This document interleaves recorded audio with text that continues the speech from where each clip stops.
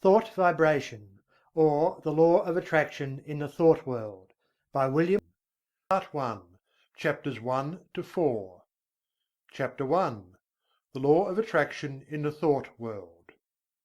The universe is governed by law, one great law. Its manifestations are multiform, but viewed from the ultimate there is but one law. We are familiar with some of its manifestations, but are almost totally ignorant of certain others. Still, we are learning a little more every day; the veil is being gradually lifted. We speak learnedly of the law of gravitation, but ignore that equally wonderful manifestation, the law of attraction in the thought world. We are familiar with that wonderful manifestation of law which draws and holds together the atoms of which matter is composed. We recognize the power of the law that attracts bodies to the earth, that holds the circling worlds in their places, but we close our eyes to the mighty law that draws to us the things we desire or fear, that makes or mars our lives. When we come to see that thought is a force, a manifestation of energy, having a magnet-like power of attraction, we will begin to understand the why and wherefore of many things that have heretofore seemed dark to us. There is no study that will so well repay the student for his time and trouble as the study of the workings of this mighty law of the world of thought, the law of attraction. When we think, we send out vibrations of a fine ethereal substance, which are as real as the vibrations manifesting light, heat, electricity, magnetism. That these vibrations are not evident to our five senses is no proof that they do not exist. A powerful magnet will send out vibrations and exert a force sufficient to attract to itself a piece of steel weighing 100 pounds, but we can neither see, taste, smell, hear, nor feel the mighty force. These thought vibrations, likewise, cannot be seen, tasted, smelled, heard or felt in the ordinary way; although it is true there are on record cases of persons peculiarly sensitive to psychic impressions, who have perceived powerful thought waves, and very many of us can testify that we have distinctly felt the thought vibrations of others, both whilst in the presence of the sender and at a distance. Telepathy and its kindred phenomena are not idle dreams. Light and heat are manifested by vibrations of a far lower intensity than those of thought, but the difference is solely in the rate of vibration. The annals of science throw an interesting light upon this question. Professor Elisha Gray, an eminent scientist, says in his little book The Miracles of Nature: "There is much food for speculation in the thought that there exist sound waves that no human ear can hear, and colour waves of light that no eye can see. The long, dark, soundless space between 40,000 and 400,000 billion vibrations per second, and the infinity of range beyond 700,000 billion vibrations per second, where light ceases in the universe of motion, makes it possible to indulge in speculation." M. Williams, in his work entitled Short Chapters in Science, says: "There is no gradation between the most rapid undulations or tremblings that produce our sensation of sound, and the slowest of those which give rise to our sensations of gentlest warmth. There is a huge gap between them, wide enough to include another world of motion, all lying between our world of sound and our world of heat and light. And there is no good reason whatever for supposing that matter is incapable of such intermediate activity, or that such activity may not give rise to intermediate sensations, provided there are organs for taking up and sensifying their movements." I cite the above authorities merely to give you food for thought, not to attempt to demonstrate to you the fact that thought vibrations exist. The last named fact has been fully established to the satisfaction of numerous investigators of the subject, and a little reflection will show you that it coincides with your own experiences. We often hear repeated the well-known mental science statement, "Thoughts are things," and we say these words over without consciously realizing just what is the meaning of the statement. If we fully comprehended the truth of the statement and the natural consequences of the truth back of it, we should understand many things that have appeared dark to us, and would be able to use the wonderful power, thought force, just as we use any other manifestation of energy. As I have said, when we think, we set into motion vibrations of a very high degree, but just as real as the vibrations of light, heat, sound, electricity. And when we understand the laws governing the production and transmission of these vibrations, we will be able to use them in our daily life, just as we do the better known forms of energy. That we cannot see, hear, weigh, or measure these vibrations is no proof that they do not exist. There exist waves of sound which no human ear can hear, although some of these are undoubtedly registered by the ear of some of the insects, and others are caught by delicate scientific instruments invented by man. Yet there is a great gap between the sounds registered by the most delicate instrument and the limit which man's mind, reasoning by analogy, knows to be the boundary line between sound waves and some other forms of vibration. And there are light waves which the eye of man does not register, some of which may be detected by more delicate instruments, and many more so fine that the instrument has not yet been invented which will detect them, although improvements are being made every year and the unexplored field gradually lessened. As new instruments are invented, new vibrations are registered by them, and yet the vibrations were just as real before the invention of the instrument as afterward. Supposing that we had no instruments to register magnetism, one might be justified in denying the existence of that mighty force, because it could not be tasted, felt, smelt, heard, seen, weighed, or measured. And yet the mighty magnet would still send out waves of force sufficient to draw to it pieces of steel weighing hundreds of pounds. Each form of vibration requires its own form of instrument for registration.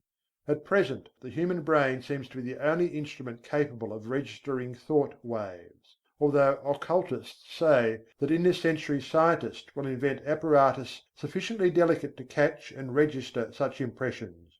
And from present indications it looks as if the invention named might be expected at any time. The demand exists, and undoubtedly will be soon supplied.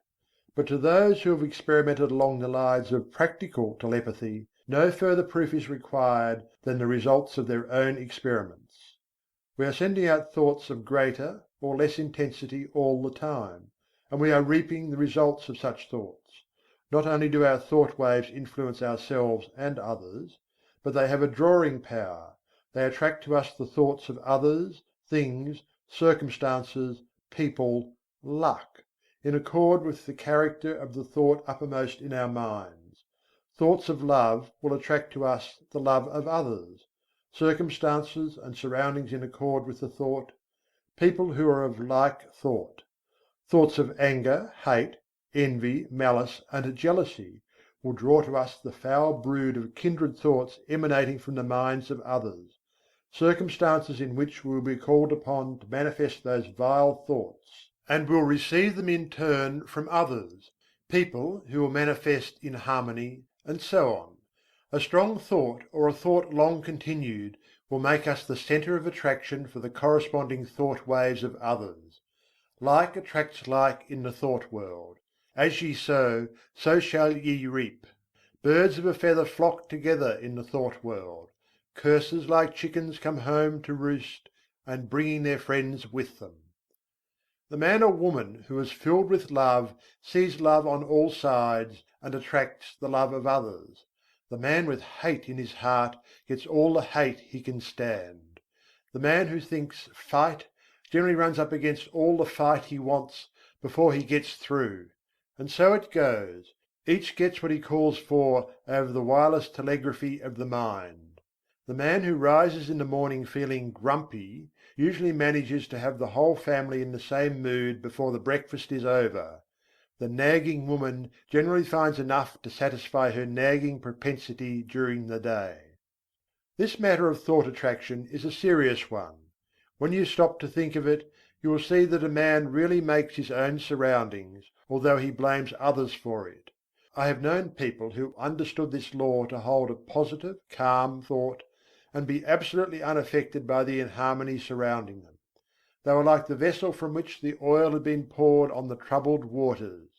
They rested safely and calmly while the tempest raged around them.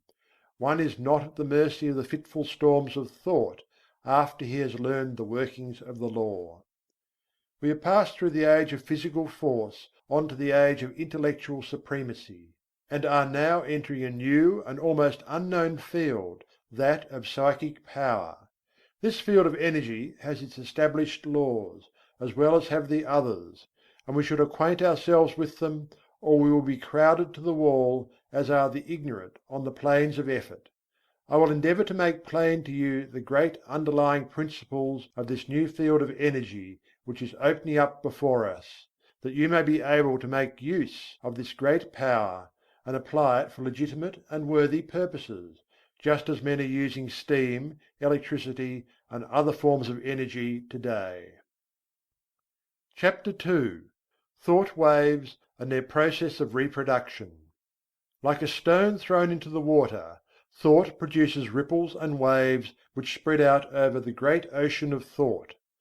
There is this difference, however: the waves on the water move only on a level plane in all directions, whereas thought waves move in all directions from a common centre, just as do the rays from the sun. Just as we here on earth are surrounded by a great sea of air, so are we surrounded by a great sea of mind. Our thought waves move through this vast mental ether, extending, however, in all directions as I have explained, becoming somewhat lessened in intensity according to the distance traversed, because of the friction occasioned by the waves coming in contact with the great body of mind surrounding us on all sides. These thought waves have other qualities differing from the waves on the water. They have the property of reproducing themselves. In this respect they resemble sound waves rather than waves upon the water. Just as a note of the violin will cause the thin glass to vibrate and sing, so will a strong thought tend to awaken similar vibrations in minds attuned to receive it. Many of the stray thoughts which come to us are but reflections or answering vibrations to some strong thought sent out by another. But unless our minds are attuned to receive it, the thought will not likely affect us. If we are thinking high and great thoughts, our minds acquire a certain keynote corresponding to the character of the thoughts we have been thinking; and this keynote once established, we will be apt to catch the vibrations of other minds keyed to the same thought. On the other hand, let us get into the habit of thinking thoughts of an opposite character, and we will soon be echoing the low order of thought emanating from the minds of the thousands thinking along the same lines.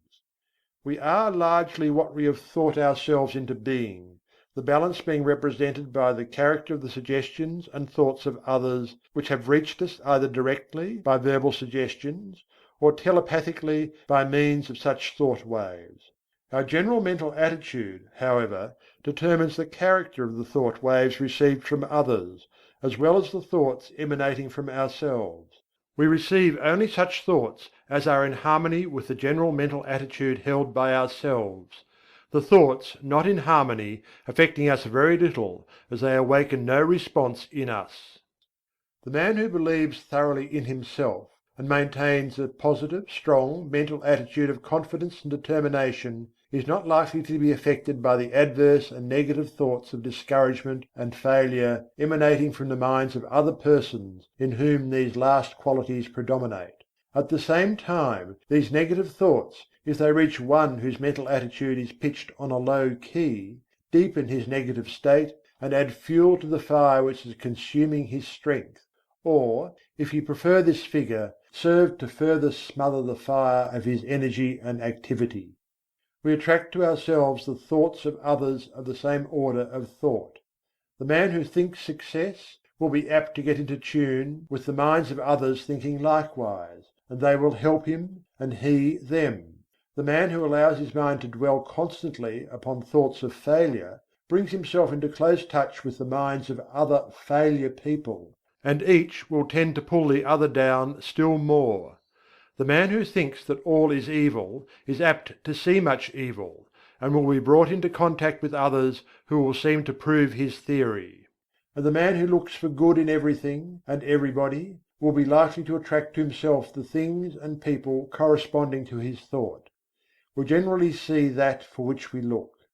You will be able to carry this idea more clearly if you will think of the Marconi wireless instruments, which receive the vibrations only from the sending instrument which has been attuned to the same key, while other telegrams are passing through the air in near vicinity without affecting the instrument. The same law applies to the operations of thought. We receive only that which corresponds to our mental attunement. If we have been discouraged, we may rest assured that we have dropped into a negative key, and have been affected not only by our own thoughts, but have also received the added depressing thoughts of similar character which are constantly being sent out from the minds of other unfortunates who have not yet learned the law of attraction in the thought world. And if we occasionally rise to heights of enthusiasm and energy, how quickly we feel the inflow of the courageous, daring, energetic, positive thoughts being sent out by the live men and women of the world. We recognize this without much trouble when we come into personal contact with people and feel their vibrations, depressing or invigorating as the case may be. But the same law operates when we are not in their presence, although less strongly. The mind has many degrees of pitch, ranging from the highest positive note to the lowest negative note, with many notes in between, varying in pitch according to their respective distance from the positive or negative extreme.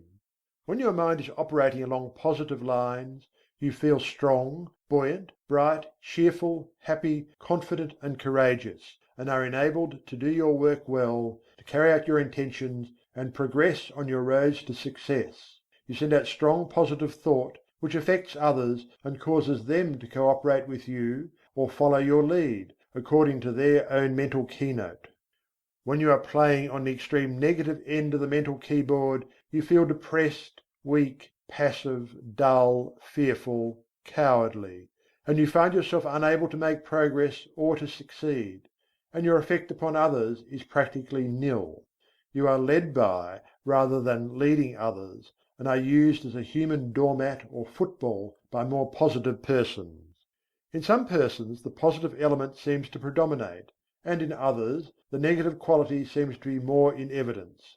There are, of course, widely varying degrees of positiveness and negativeness, and B may be negative to A, while positive to C. When two people first meet, there is generally a silent mental conflict, in which their respective minds test their quality of positiveness, and fix their relative position towards each other. This process may be unconscious in many cases, but it occurs nevertheless.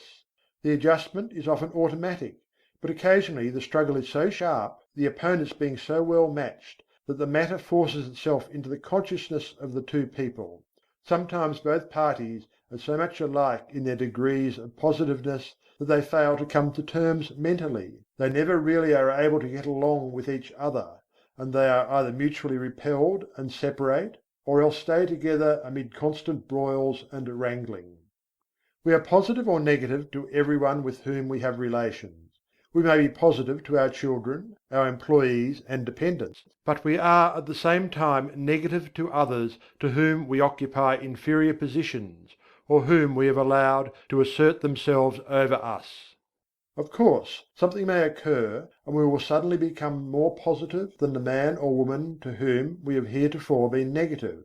We frequently see cases of this kind, and as the knowledge of these mental laws becomes more general, we will see many more instances of persons asserting themselves and making use of their new-found power. But remember, you possess the power to raise the keynote of your mind to a positive pitch by an effort of the will. And, of course, it is equally true that you may allow yourself to drop into a low negative note by carelessness or a weak will. There are more people on the negative plane of thought than on the positive plane, and consequently there are more negative thought vibrations in operation in our mental atmosphere. But happily for us, this is counterbalanced by the fact that a positive thought is infinitely more powerful than a negative one, and if by force of will we raise ourselves to a high mental key, we can shut out the depressing thoughts and may take up the vibrations corresponding with our changed mental attitude. This is one of the secrets of the affirmations and autosuggestions used by the several schools of mental science and other New Thought cults. There is no particular merit in affirmations of themselves, but they serve a twofold purpose. One, they tend to establish new mental attitudes within us and act wonderfully in the direction of character building, the science of making ourselves over. Two, they tend to raise the mental keynote so that we may get the benefit of the positive thought waves of others on the same plane of thought. Whether or not we believe in them, we are constantly making affirmations. The man who asserts that he can and will do a thing, and asserts it earnestly, develops in himself the qualities conducive to the well-doing of that thing, and at the same time places his mind in the proper key to receive all the thought waves likely to help him in the doing. If, on the other hand, one says and feels that he is going to fail, he will choke and smother the thoughts coming from his own subconscious mentality which are intended to help him, and at the same time will place himself in tune with the failure thought of the world. And there is plenty of the latter kind of thought around, I can tell you. Do not allow yourself to be affected by the adverse and negative thoughts of those around you. Rise to the upper chambers of your mental dwelling, and key yourself up to a strong pitch, away above the vibrations of the lower planes of thought. Then you will not only be immune to their negative vibrations, but will be in touch with the great body of strong positive thought coming from those of your own plane of development. My aim will be to direct and train you in the proper use of thought and will, so that you may have yourself well in hand, and may be able to strike the positive key at any moment you may feel it necessary. It is not necessary to strike the extreme note on all occasions. The better plan is to keep yourself in a comfortable key, without much strain, and to have the means at command whereby you can raise the pitch at once when occasion demands. By this knowledge you will not be at the mercy of the old automatic action of the mind, but may have it well under your own control. Development of the will is very much like the development of a muscle, a matter of practice and gradual improvement. At first it is apt to be tiresome, but at each trial one goes stronger until the new strength becomes real and permanent. Many of us have made ourselves positive under sudden calls or emergencies. We are in the habit of bracing up when occasion demands, but by intelligent practice you will be so much strengthened that your habitual state will be equal to your bracing up stage now, and then when you feel it necessary to apply the spur, you will be able to reach a stage not dreamed of at present. Do not understand me as advocating a high tension continuously. This is not at all desirable, not only because it is apt to be too much of a strain upon you, but also because you will find it desirable to relieve the tension at times and become receptive that you may absorb impressions.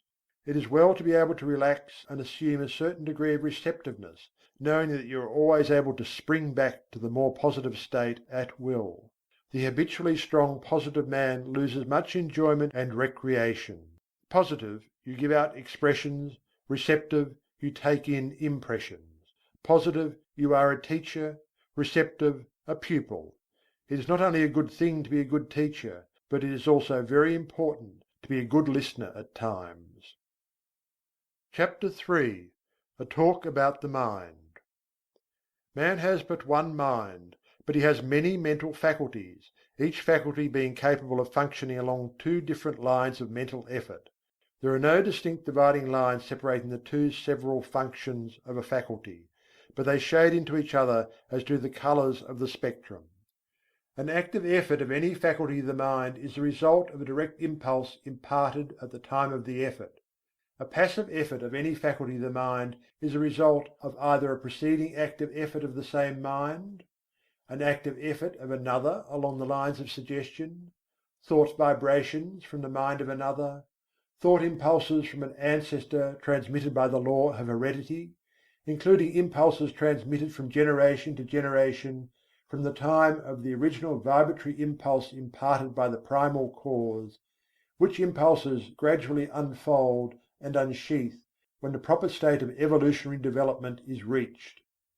The active effort is new born, fresh from the mint, whilst the passive effort is of less recent creation, and, in fact, is often the result of vibratory impulses imparted in ages long past. The active effort makes its own way, brushing aside the impeding vines and kicking from its path the obstructing stones. The passive effort travels along the beaten path. A thought impulse, or motion impulse, originally caused by an active effort of faculty, may become, by continued repetition or habit, strictly automatic, the impulse given it by the repeated active effort developing a strong momentum which carries it along passive lines until stopped by another active effort or its direction changed by the same cause. On the other hand, thought impulses or motion impulses continued along passive lines may be terminated or corrected by an active effort. The active function creates, changes, or destroys. The passive function carries on the work given it by the active function and obeys orders and suggestions.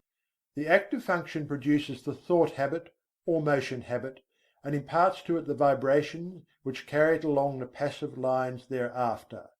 The active function also has the power to send forth vibrations which neutralize the momentum of the thought habit or motion habit. It also is able to launch a new thought habit or motion habit with stronger vibrations, which overcomes and absorbs the first thought or motion and substitutes the new one. All thought impulses or motion impulses, once started on their errands, continue to vibrate along passive lines until corrected or terminated by subsequent impulses imparted by the active function or other controlling power.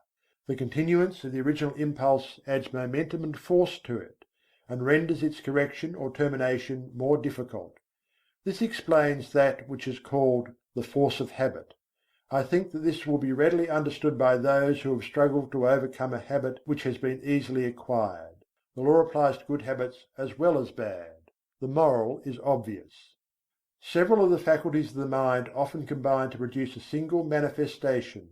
A task to be performed may call for the combined exercise of several faculties, some of which may manifest by active effort, and others by passive effort. The meeting of new conditions, new problems, calls for the exercise of active effort, whilst a familiar problem or task can be easily handled by the passive effort without the assistance of his more enterprising brother. There is in nature an instinctive tendency of living organisms to perform certain actions, the tendency of an organized body to seek that which satisfies the wants of its organism. This tendency is sometimes called appetency. It is really a passive mental impulse, originating with the impetus imparted by the primal cause and transmitted along the lines of evolutionary development, gaining strength and power as it progresses. The impulse of the primal cause is assisted by the powerful upward attraction exerted by the Absolute. In plant life, this tendency is plainly discernible, ranging from the lesser exhibitions in the lower types to the greater in the higher types. It is that which is generally spoken of as the life force in plants. It is, however, a manifestation of rudimentary mentation, functioning along the lines of passive effort. In some of the higher forms of plant life there appears a faint colour of independent life action, a faint indication of choice or volition. Writers on plant life relate many remarkable instances of this phenomenon. It is undoubtedly an exhibition of rudimentary active mentation. In the lower animal kingdom a very high degree of passive mental effort is found, and varying in degree in the several families and species, a considerable amount of active mentation is apparent. The lower animal undoubtedly possesses reason only in a lesser degree than man, and, in fact, the display of volitional mentation exhibited by an intelligent animal is often nearly as high as that shown by the lower types of man or by a young child. As a child, before birth, shows in its body the stages of the physical evolution of man, so does a child, before and after birth, until maturity, manifest the stages of the mental evolution of man. Man, the highest type of life yet produced, at least upon this planet, shows the highest form of passive mentation, and also a much higher development of active mentation than is seen in the lower animals, and yet the degrees of that power vary widely among the different races of men. Even among men of our race the different degrees of active mentation are plainly noticeable, these degrees not depending by any means upon the amount of culture, social position, or educational advantages possessed by the individual. Mental culture and mental development are two very different things. You have but to look around you to see the different stages of the development of active mentation in man. The reasoning of many men is scarcely more than passive mentation, exhibiting but little of the qualities of volitional thought. They prefer to let other men think for them. Active mentation tires them, and they find the instinctive, automatic, passive mental process much easier. Their minds work along the lines of least resistance. They are but little more than human sheep. Among the lower animals and the lower types of men, active mentation is largely confined to the grosser faculties, the more material plane, the higher mental faculties working along the instinctive automatic lines of the passive function. As the lower forms of life progressed in the evolutionary scale, they developed new faculties which were latent within them. These faculties always manifested in the form of rudimentary passive functioning, and afterwards worked up through higher passive forms until the active functions were brought into play. The evolutionary process still continues, the invariable tendency being toward the goal of highly developed active mentation. This evolutionary progress is caused by the vibratory impulse imparted by the primal cause, aided by the uplifting attraction of the Absolute. This law of evolution is still in progress, and man is beginning to develop new powers of mind, which, of course, are first manifesting themselves along the lines of passive effort. Some men have developed these new faculties to a considerable degree, and it is possible that before long man will be able to exercise them along the line of their active functions. In fact, this power has already been attained by a few. This is the secret of the Oriental occultists and of some of their Occidental brethren.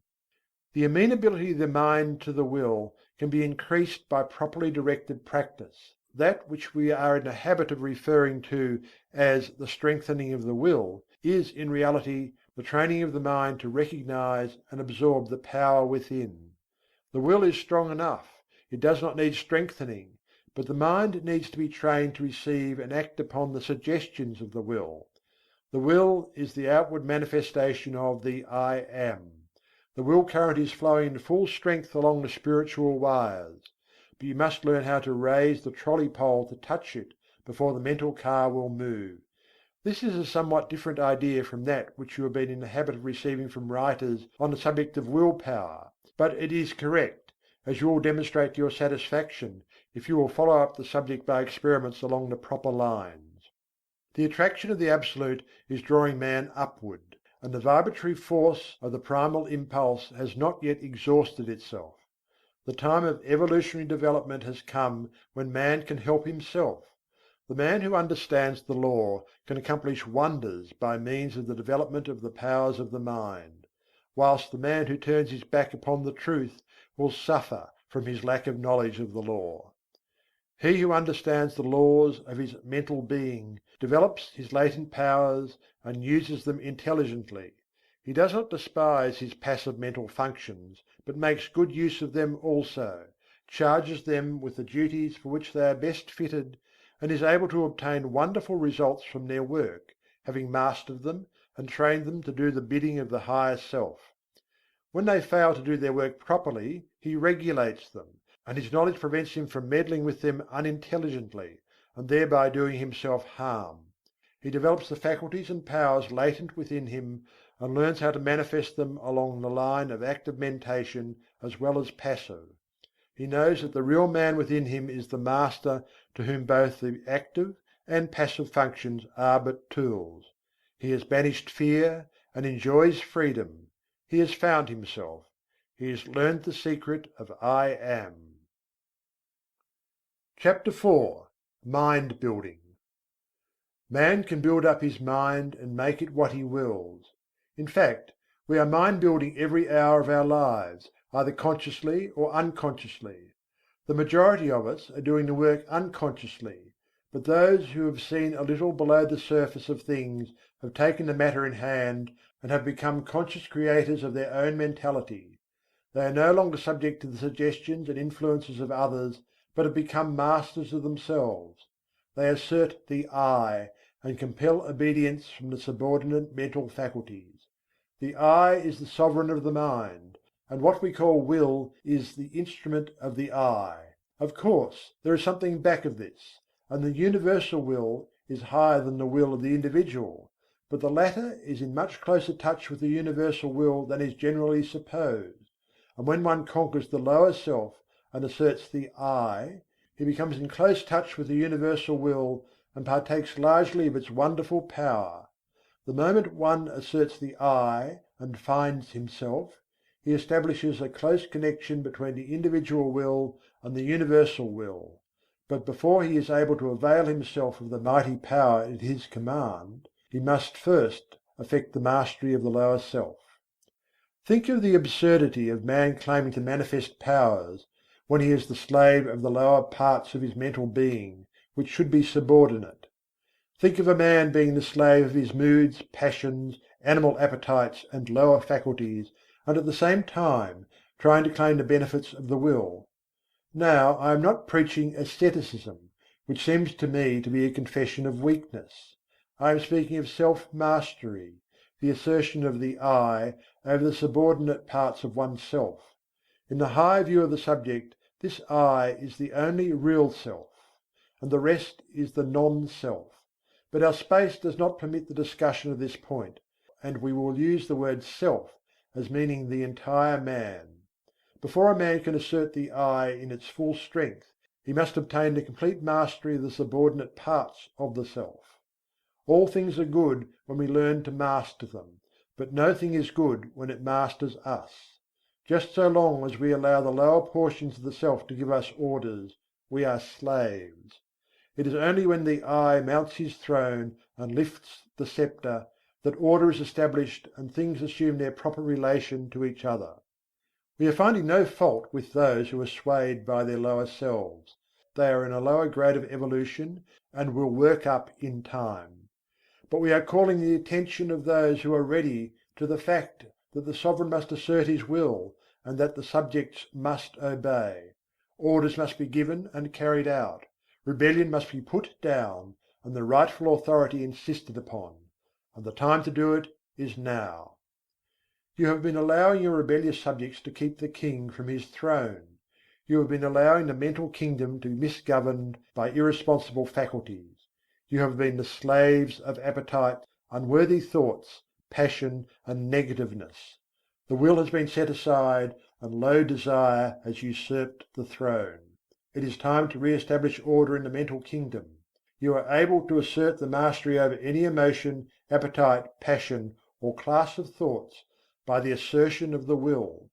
You can order fear to go to the rear, jealousy to leave your presence, hate to depart from your sight, anger to hide itself, worry to cease troubling you, uncontrolled appetite and passion to bow in submission and to become humble slaves instead of masters.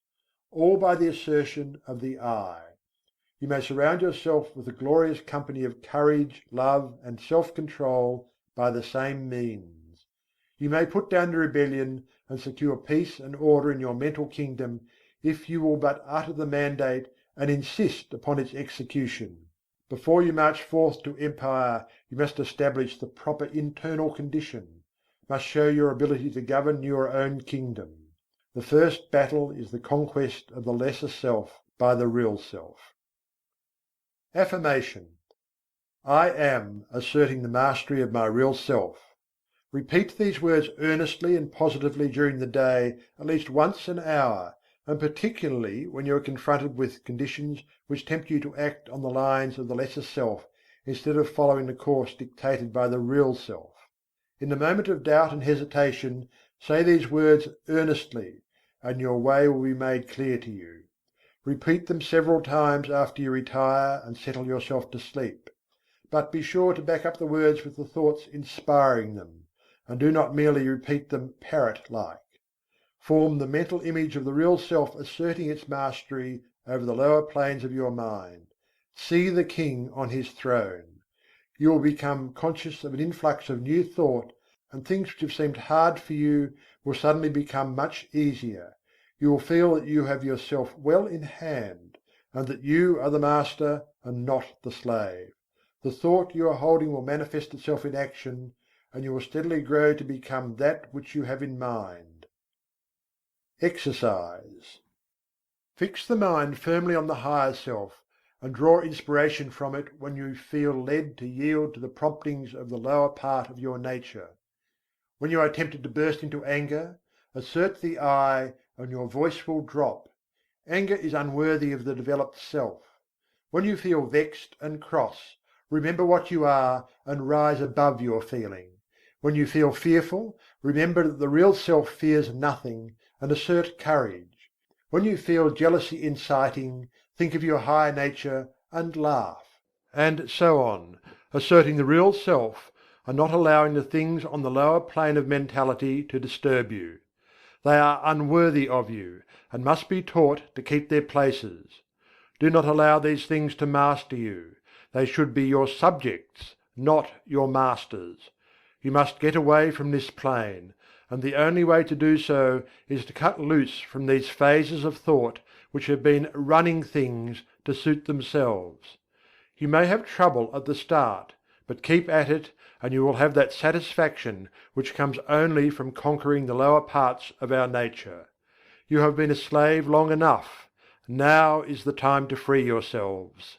If you will follow these exercises faithfully, you will be a different being by the end of the year, and will look back with a pitying smile to your former condition. But it takes work.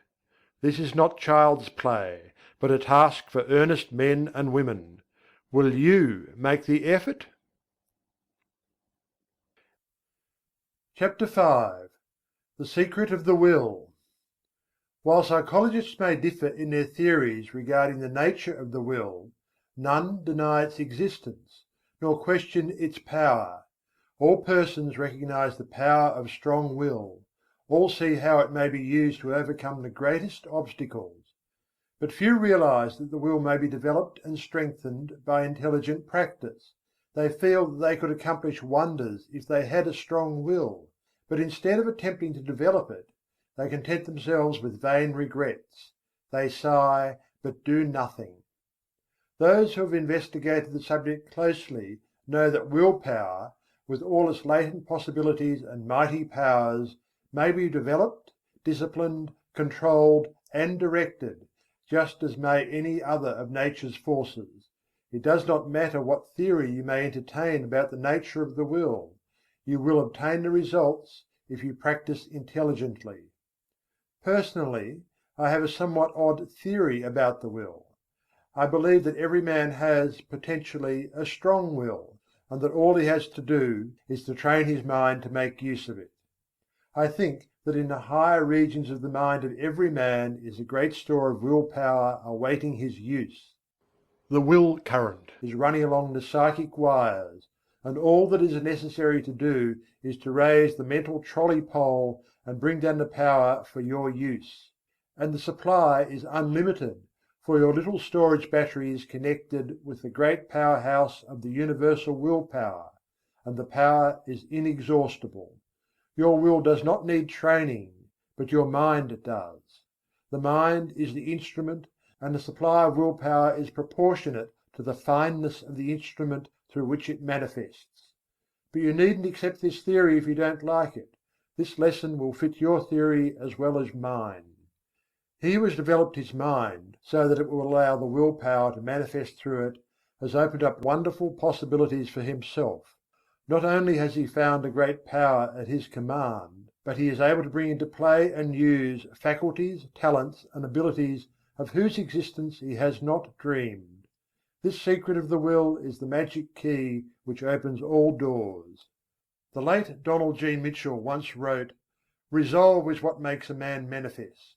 Not puny resolve, but crude determination; not errant purpose, but that strong and indefatigable will which treads down difficulties and danger, as a boy treads down the heaving frost-lands of winter, which kindles his eye and brain with a proud pulse-beat toward the unattainable. Will makes men giants. Many of us feel that if we would but exert our will, we might accomplish wonders. But somehow we do not seem to want to take the trouble. At any rate, we do not get to the actual willing point. We put it off from time to time and talk vaguely of "some day," but that some day never comes. We instinctively feel the power of the will, but we haven't enough energy to exercise it, and so drift along with the tide, unless perhaps some friendly difficulty arises, some helpful obstacle appears in our path, or some kindly pain stirs us into action, in either of which cases we are compelled to assert our will and thus begin to accomplish something. The trouble with us is that we do not want to do the thing enough to make us exert our willpower. We don't want to hard enough. We are mentally lazy and of weak desire. If you do not like the word desire, substitute for it the word aspiration. Some people call the lower impulses desires and the higher aspirations.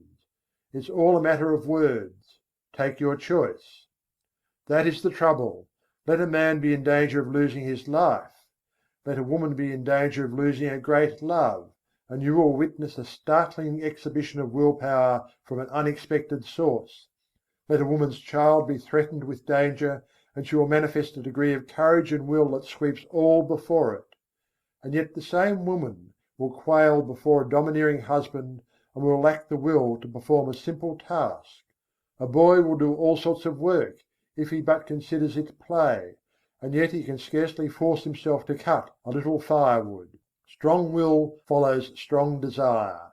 If you really want to do a thing very much, you can usually develop the willpower to accomplish it.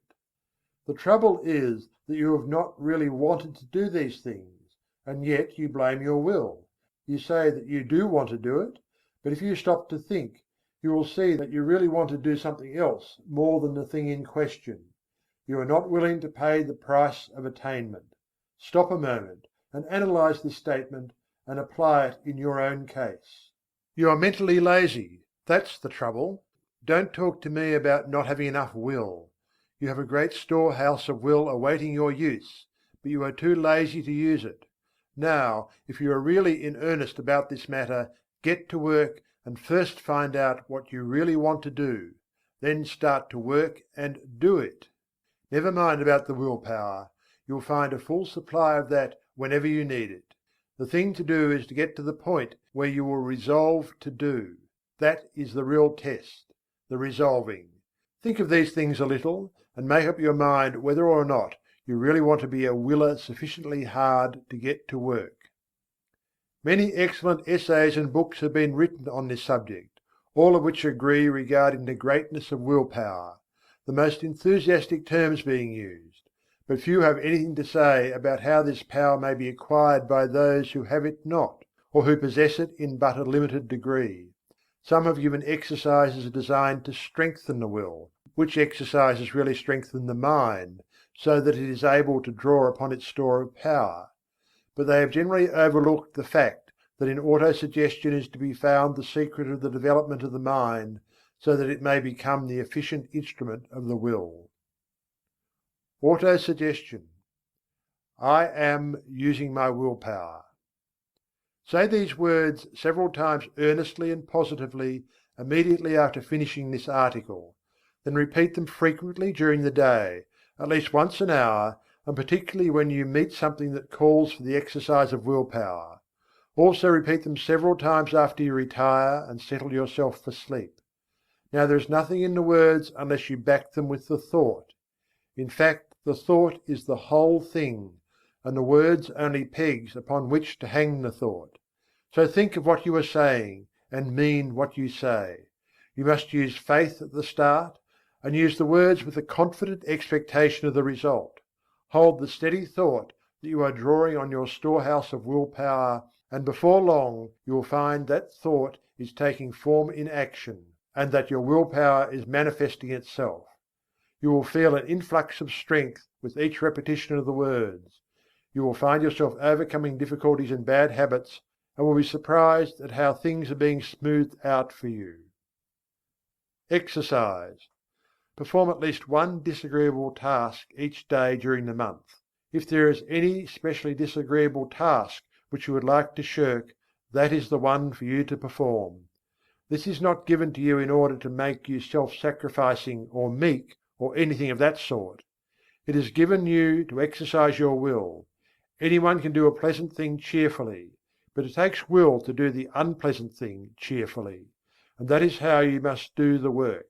It will prove a most valuable discipline to you. Try it for a month, and you will see where it comes in. If you shirk this exercise, you had better stop right here and acknowledge that you do not want willpower, and are content to stay where you are and remain a weakling. Chapter 6. How to become immune to injurious thought attraction. The first thing to do is to begin to cut out fear and worry. Fear thought is the cause of much unhappiness and many failures. You have been told this thing over and over again, but it will bear repeating. Fear is a habit of mind which has been fastened upon us by negative race thought, but from which we may free ourselves by individual effort and perseverance.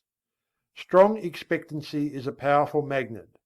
He of the strong confident desire attracts to him the things best calculated to aid him: persons, things, circumstances, surroundings, if he desires them hopefully, trustfully, confidently, calmly.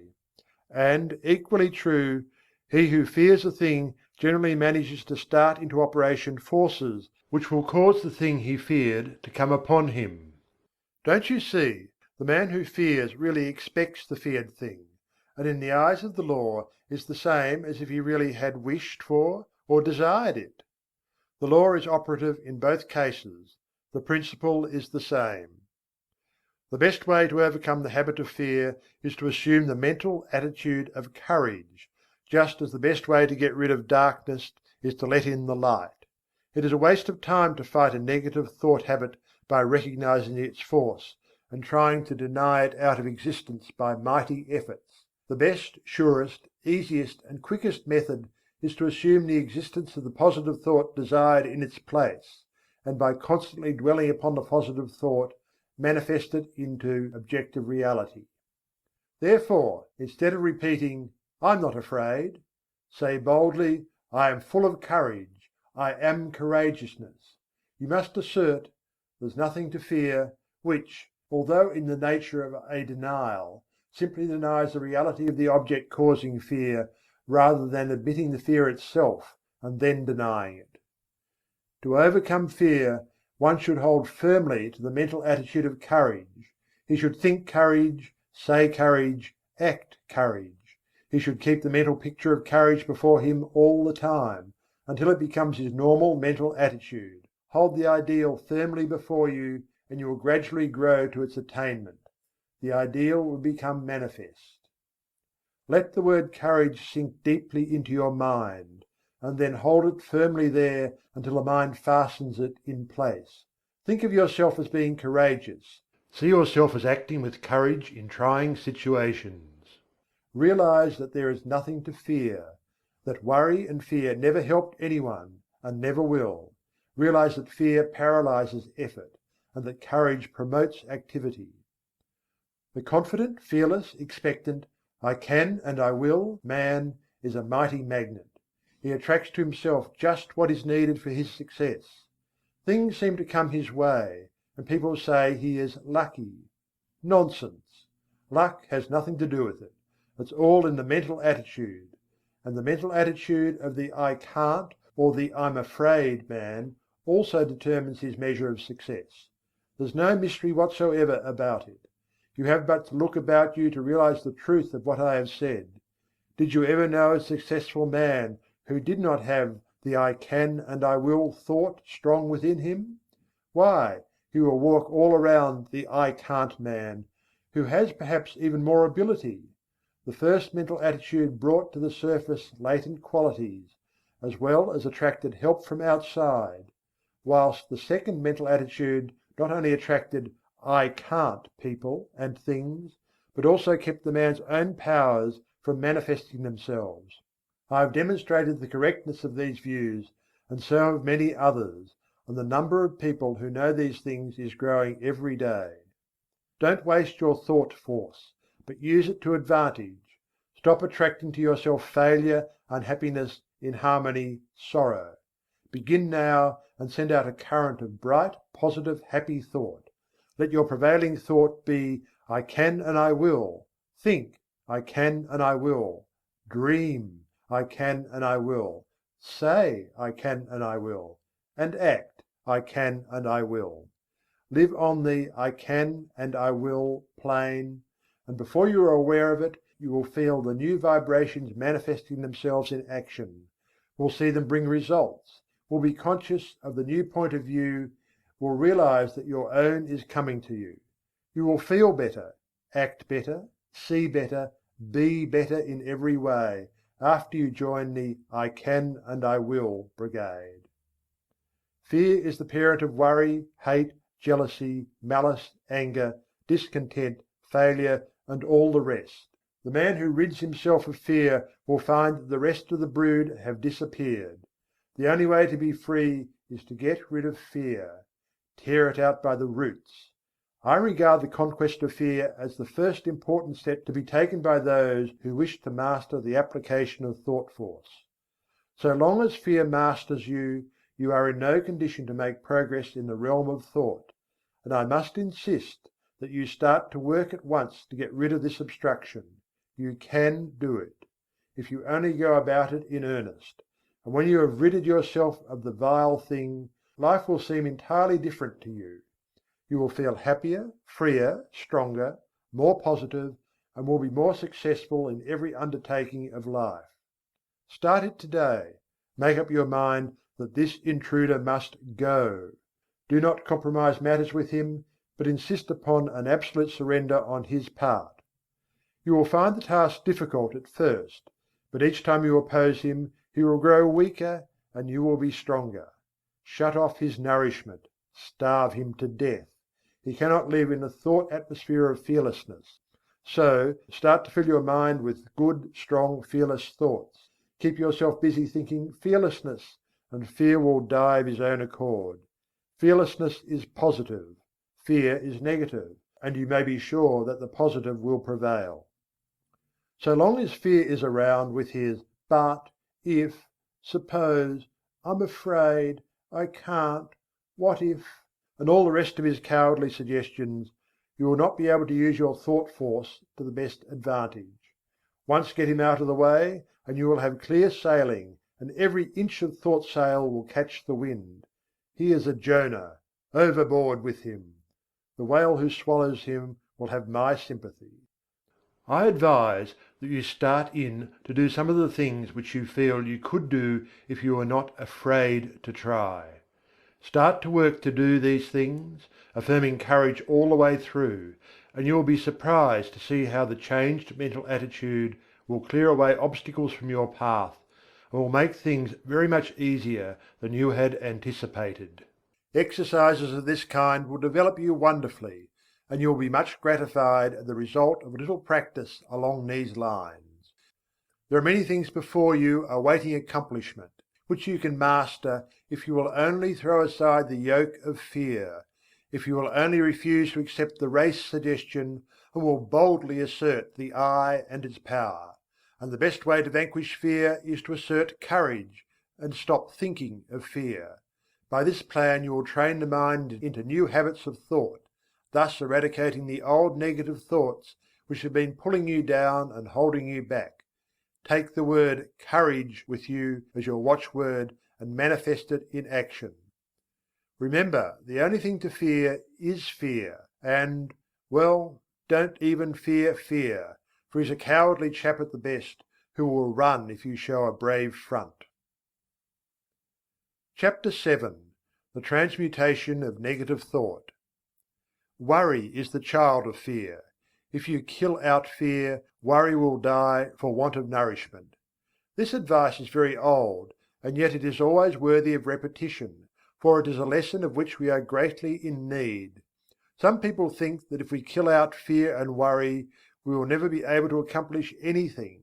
I have read editorials in the great journals in which the writers held that without worry one can never accomplish any of the great tasks of life, because worry is necessary to stimulate interest and work. This is nonsense, no matter who utters it.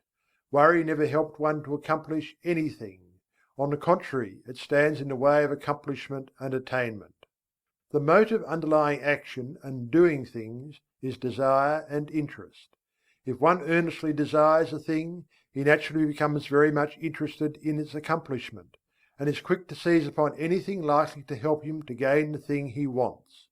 More than that, his mind starts up a work on the subconscious plane that brings into the field of consciousness many ideas of value and importance. Desire and interest are the causes that result in success. Worry is not desire. It is true that if one's surroundings and environments become intolerable, he is driven in desperation to some efforts that will result in throwing off the undesirable conditions and in the acquiring of those more in harmony with his desire. But this is only another form of desire.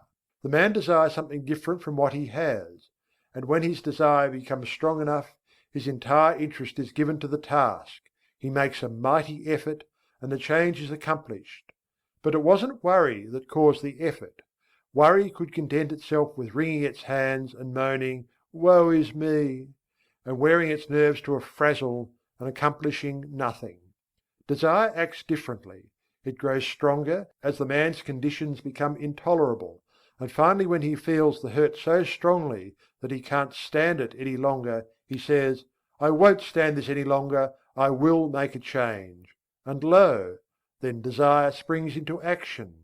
The man keeps on wanting a change the worst way, which is the best way, and his interest and attention being given to the task of deliverance, he begins to make things move. Worry never accomplished anything. Worry is negative and death-producing. Desire and ambition are positive and life-producing. A man may worry himself to death, and yet nothing will be accomplished. But let that man transmute his worry and discontent into desire and interest, coupled with the belief that he is able to make the change, the "I can" and the "I will" idea, then something happens. Yes, fear and worry must go before we can do much. One must proceed to cast out these negative intruders and replace them with confidence and hope. Transmute worry into keen desire. Then you will find that interest is awakened, and you will begin to think things of interest to you. Thoughts will come to you from the great reserve stock in your mind, and you will start to manifest them in action. Moreover, you will be placing yourself in harmony with similar thoughts of others, and will draw to you aid and assistance from the great volume of thought waves with which the world is filled. One draws to himself thought waves corresponding in character with the nature of the prevailing thoughts in his own mind, his mental attitude. Then again he begins to set into motion the great law of attraction, whereby he draws to himself others likely to help him, and is, in turn, attracted to others who can aid him. This law of attraction is no joke, no metaphysical absurdity, but is the great live working principle of nature, as anyone may learn by experimenting and observing. To succeed in anything you must want it very much. Desire must be in evidence in order to attract. The man of weak desires attracts very little to himself. The stronger the desire, the greater the force set into motion. You must want a thing hard enough before you can get it. You must want it more than you do the things around you, and you must be prepared to pay the price for it. The price is the throwing overboard of certain lesser desires that stand in the way of accomplishment of the greater one. Comfort, ease, leisure, amusements, and many other things may have to go. Not always, though. It all depends on what you want.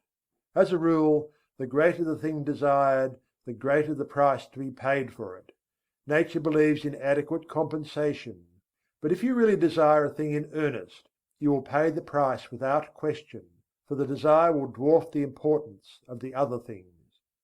You may say you want a thing very much, and are doing everything possible towards its attainment. Sure! You are only playing desire. Do you want the thing as much as the prisoner wants freedom, as much as the dying man wants life?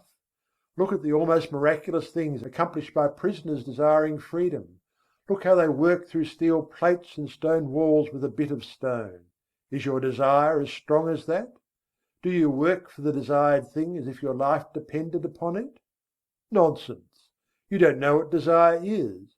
I tell you, if a man wants a thing as much as the prisoner wants freedom, or as much as the strongly vital man wants life, then that man will be able to sweep away obstacles and impediments apparently immovable.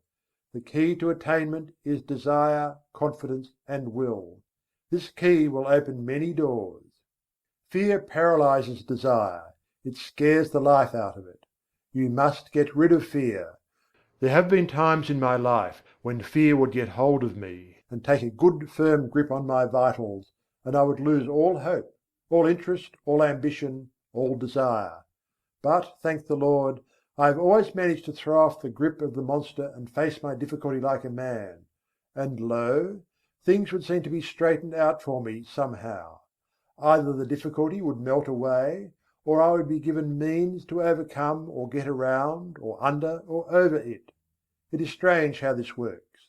No matter how great is the difficulty, when we finally face it with courage and confidence in ourselves, we seem to pull through somehow, and then we begin to wonder what we were scared about. This is not mere fancy, it is the working of a mighty law, which we do not as yet fully understand, but which we may prove at any time. People often ask, it's all very well for you New Thought people to say, don't worry, but what's the person to do when he thinks of all the possible things ahead of him which might upset him and his plans? Well, all I can say is that the man is foolish to bother about thinking of troubles to come at some time in the future.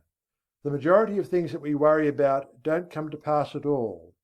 A large proportion of the others come in a milder form than we had anticipated, and there are always other things which come at the same time which help us to overcome the trouble.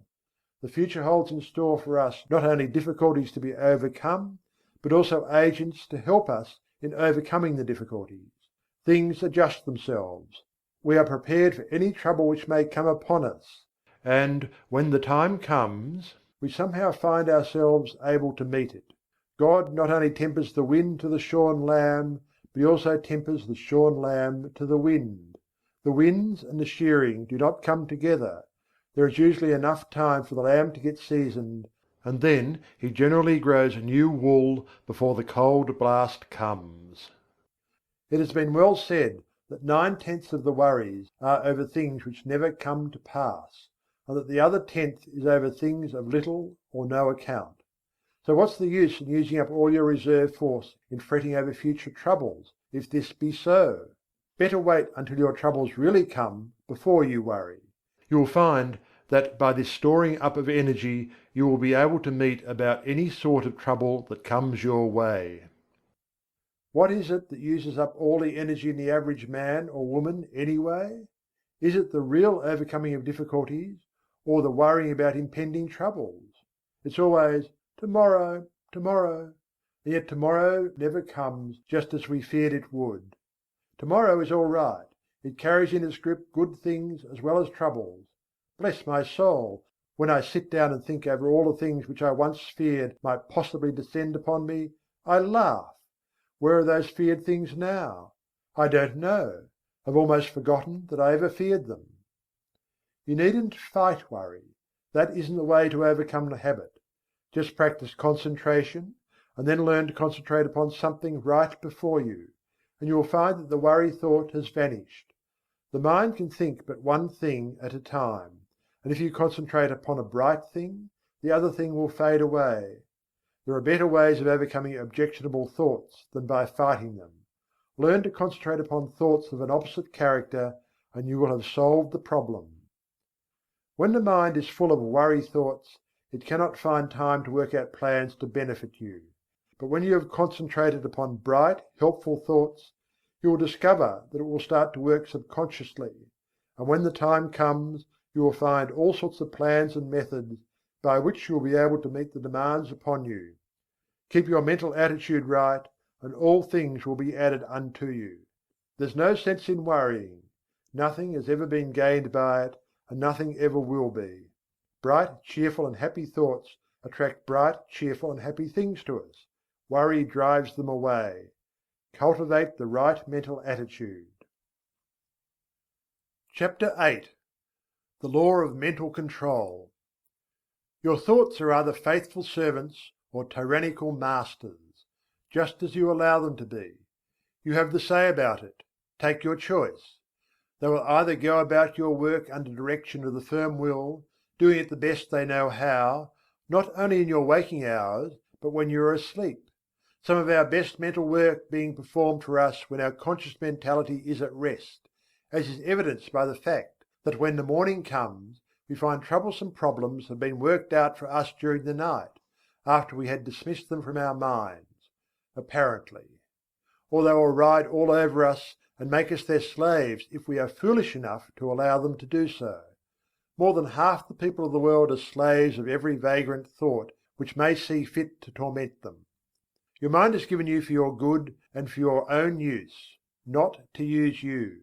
There are very few people who seem to realize this, and who understand the art of managing the mind. The key to the mystery is concentration. A little practice will develop within every man the power to use the mental machine properly.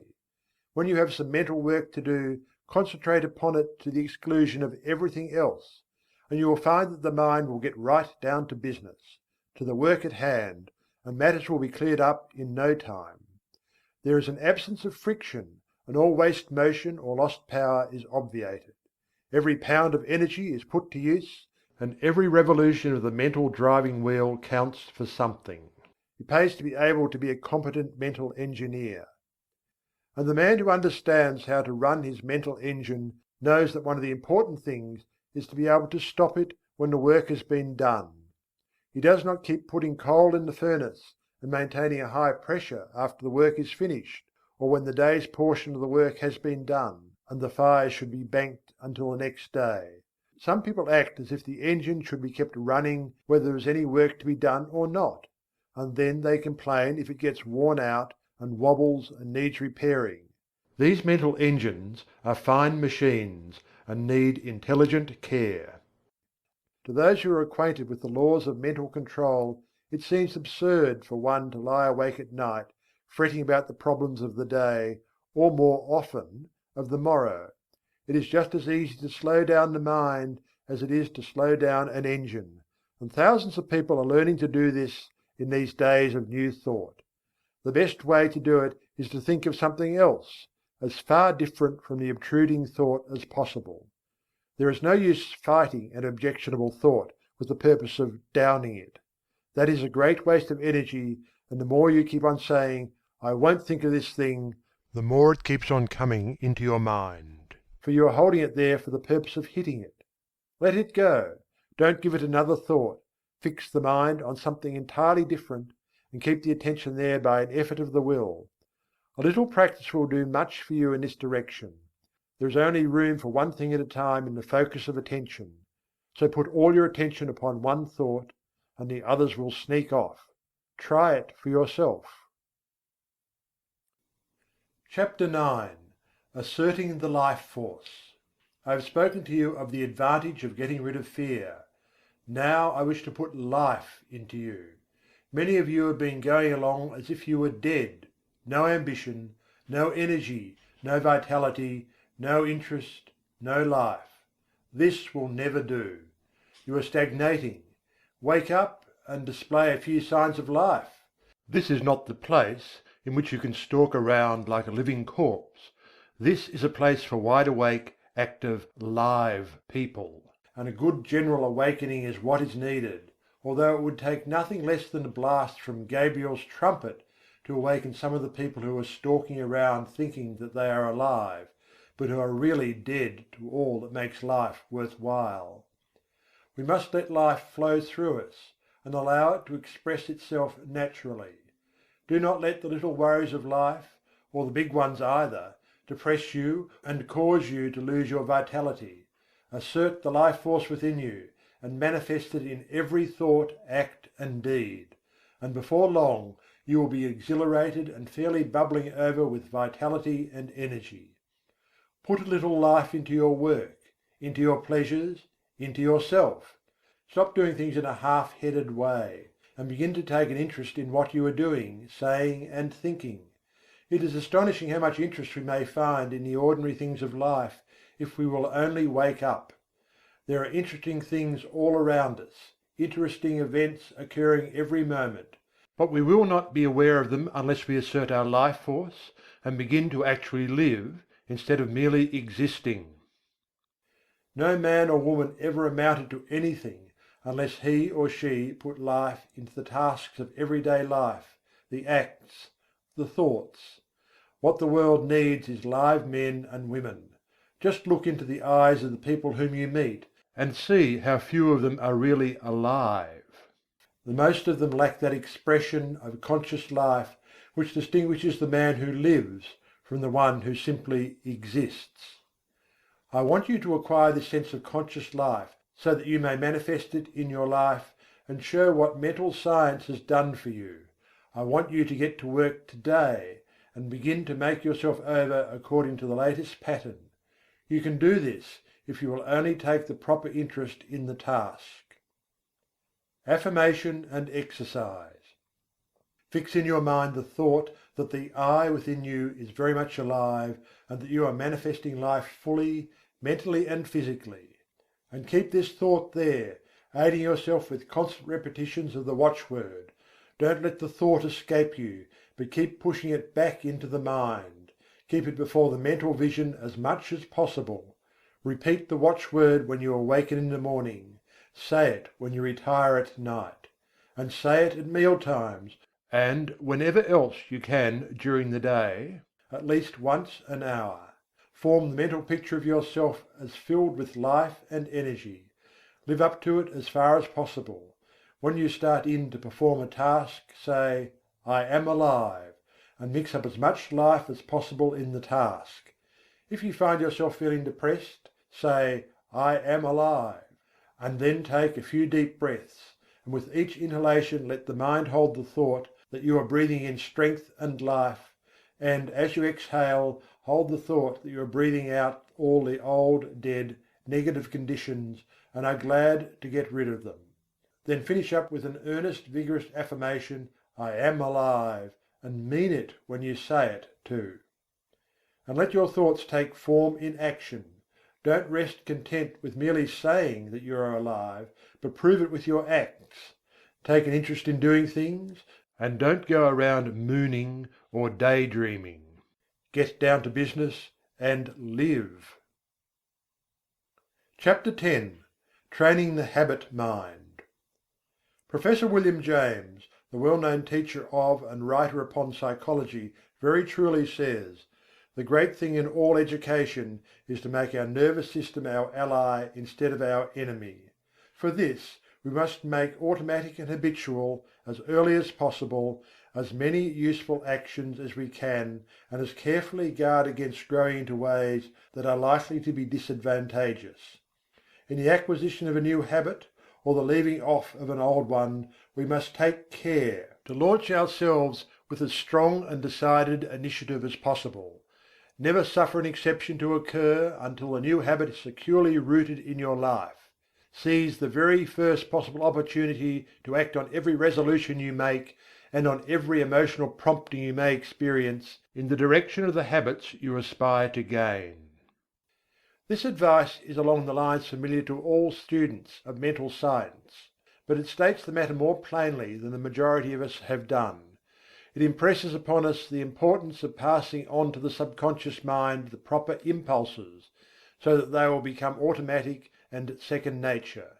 Our subconscious mentality is a great storehouse for all sorts of suggestions from ourselves and others, and, as it is the habit mind, we must be careful to send it the proper material from which it may make habits.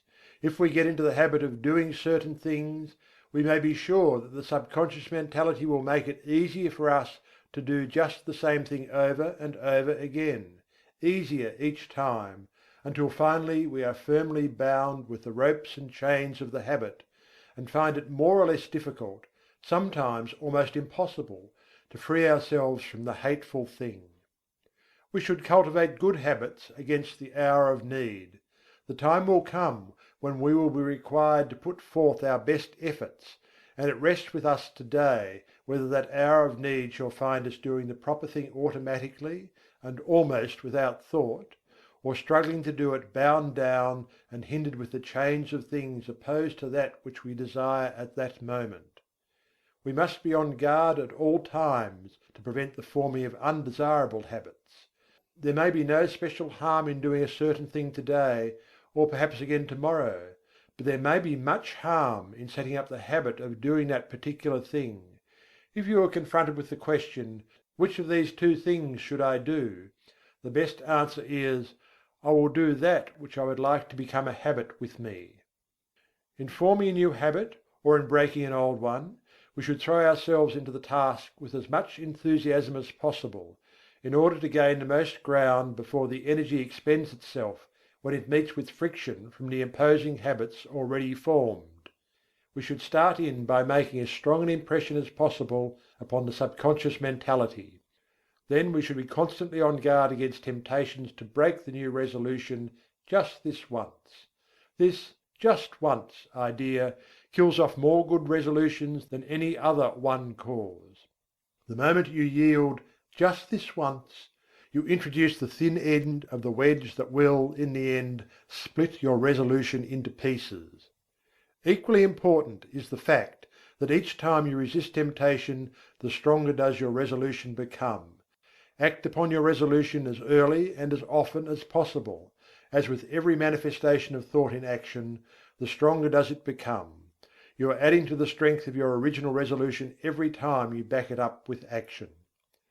The mind has been likened to a piece of paper that has been folded. Ever afterwards it has a tendency to fold in the same crease, unless we make a new crease or fold, when it will follow the last lines. And the creases are habits. Every time we make one, it is so much easier for the mind to fold along the same crease afterward. Let us make our mental creases in the right direction. Chapter 11. The Psychology of Emotion. One is apt to think of the emotions as independent from habit. We easily may think of one acquiring habits of action, and even of thinking, but we are apt to regard the emotions as something connected with feeling, and quite divorced from intellectual effort. Yet, notwithstanding the distinction between the two, both are dependent largely upon habit, and one may repress, increase, develop, and change one's emotions, just as one may regulate habits of action and lines of thought. It is an axiom of psychology that emotions deepen by repetition. If a person allows a state of feeling to thoroughly take possession of him, he will find it easier to yield to the same emotion the second time, and so on, until the particular emotion or feeling becomes second nature to him. If an undesirable emotion shows itself inclined to take up a permanent abode with you, you had better start to work to get rid of it, or at least to master it. And the best time to do this is at the start, for each repetition renders the habit more firmly entrenched, and the task of dislodging it more difficult. Were you ever jealous? If so, you will remember how insidious was its first approach, how subtly it whispered hateful suggestions into your willing ear, and how gradually it followed up such suggestions until finally you began to see green. Jealousy has an effect upon the bile, and causes it to poison the blood. That is why the idea of green is always associated with it. Then you will remember how the thing seemed to grow, taking possession of you until you scarcely could shake it off. You found it much easier to become jealous the next time. It seemed to bring before you all sorts of objects apparently justifying your suspicions and feeling. Everything began to look green. The green-eyed monster waxed fat. And so it is with every feeling or emotion. If you give way to a fit of rage, you will find it easier to become angry the next time on less provocation. The habit of feeling and acting mean does not take long to firmly settle itself in its new home if encouraged. Worry is a great habit for growing and waxing fat. People start by worrying about big things, and then begin to worry and fret about some smaller thing, and then the merest trifle worries and distresses them. They imagine that all sorts of evil things are about to befall them. If they start on the journey, they are certain there is going to be a wreck. If a telegram comes, it is sure to contain some dreadful tidings. If a child seems a little quiet, the worrying mother is positive it is going to fall ill and die. If the husband seems thoughtful as he revolves some business plan in his mind, then the good wife is convinced that he is beginning to cease to love her, and indulges in a crying spell. And so it goes, worry, worry, worry, each indulgence making the habit more at home. After a while the continued thought shows itself in action. Not only is the mind poisoned by the blue thoughts, but the forehead shows deep lines between the eyebrows, and the voice takes on that whining, rasping tone so common among worry-burdened people. The condition of mind known as fault-finding is another emotion that grows fat with exercise. First, fault is found with this thing, then with that, and finally with everything. The person becomes a chronic nagger, a burden to friends and relatives, and a thing to be avoided by outsiders. Women make the greatest naggers, not because men are any better, but simply because a man nagger is apt to have the habit knocked out of him by other men who will not stand his nonsense. He finds that he is making things too hot for himself, and he reforms, while a woman has more of a chance to indulge in the habit. But this nagging is all a matter of habit. It grows from small beginnings, and each time it is indulged in, it throws out another root, branch, or tendril, and fastens itself the closer to the one who has given it soil in which to grow. Envy, uncharitableness, gossip, scandal-mongering are all habits of this kind. The seeds are in every human breast, and only need good soil and a little watering to become lusty and strong. Each time you give way to one of these negative emotions, the easier do you make it for a recurrence of the same thing or similar ones. Sometimes by encouraging one unworthy emotion, you find that you have given room for the growth of a whole family of these mental weeds. Now this is not a good old orthodox preachment against the sin of bad thoughts. It is merely a calling of your attention to the law underlying the psychology of emotion. Nothing new about it, old as the hills, so old that many of us have forgotten all about it. If you wish to manifest these constantly disagreeable and unpleasant traits, and to suffer the unhappiness that comes from them, by all means do so. That is your own business and privilege. It's none of mine, and I am not preaching at you. It keeps me busy minding my own business and keeping an eye on my own undesirable habits and actions. I am merely telling you the law regarding the matter, and you may do the rest. If you wish to choke out these habits, there are two ways open to you. First, whenever you find yourself indulging in a negative thought or feeling, take right hold of it and say to it firmly and vigorously, "Get out!" It won't like this at first, and will bridle up, curve its back, and snarl like an offended cat. But never mind, just say "Scat" to it. The next time it will not be so confident and aggressive. It will have manifested a little of the fear habit. Each time you repress and choke out a tendency of this kind, the weaker it will become, and the stronger will your will be. Professor James says, refuse to express a passion, and it dies. Count 10 before venting your anger, and its occasion seems ridiculous. Whistling to keep up courage is no mere figure of speech. On the other hand, sit all day in a moping posture, sigh, and reply to everything with a dismal voice, and your melancholy lingers. There is no more valuable precept in moral education than this, as all who have experience know. If we wish to conquer emotional tendencies in ourselves, we must assiduously, and in the first instance cold-bloodedly, go through the outward movements of those contrary dispositions we prefer to cultivate. Smooth the brow, brighten the eye, contract the dorsal rather than the ventral aspect of the frame, and speak in a major key. Pass the genial compliment, and your heart must be frigid indeed if it does not gradually thaw. CHAPTER XII. Developing new brain cells. I have spoken of the plan of getting rid of undesirable states of feeling by driving them out. But a far better way is to cultivate the feeling or emotion directly opposed to the one you wish to eradicate. We are very apt to regard ourselves as the creatures of our emotions and feelings, and to fancy that these feelings and emotions are we. But such is far from being the truth. It is true that the majority of the race are slaves of their emotions and feelings and are governed by them to a great degree. They think that feelings are things that rule one and from which one cannot free himself, and so they cease to rebel. They yield to the feeling without question, although they may know that the emotion or mental trait is calculated to injure them, and to bring unhappiness and failure instead of happiness and success. They say, "We are made that way," and let it go at that. The new psychology is teaching the people better things. It tells them that they are masters of their emotions and feelings, instead of being their slaves. It tells them that brain cells may be developed that will manifest along desirable lines, and that the old brain cells that have been manifesting so unpleasantly may be placed on the retired list, and allowed to atrophy from want of use. People may make themselves over, and change their entire natures. This is not mere idle theory, but is a working fact which has been demonstrated by thousands of people, and which is coming more and more before the attention of the race. No matter what theory of mind we entertain, we must admit that the brain is the organ and instrument of the mind, in our present state of existence at least, and that the brain must be considered in this matter. The brain is like a wonderful musical instrument having millions of keys, upon which we may play innumerable combinations of sounds. We come into the world with certain tendencies, temperaments, and predispositions.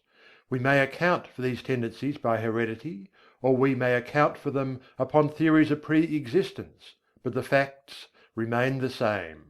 Certain keys seem to respond to our touch more easily than others. Certain notes seem to sound forth as the current of circumstances sweeps over the strings, and certain other notes are less easily vibrated.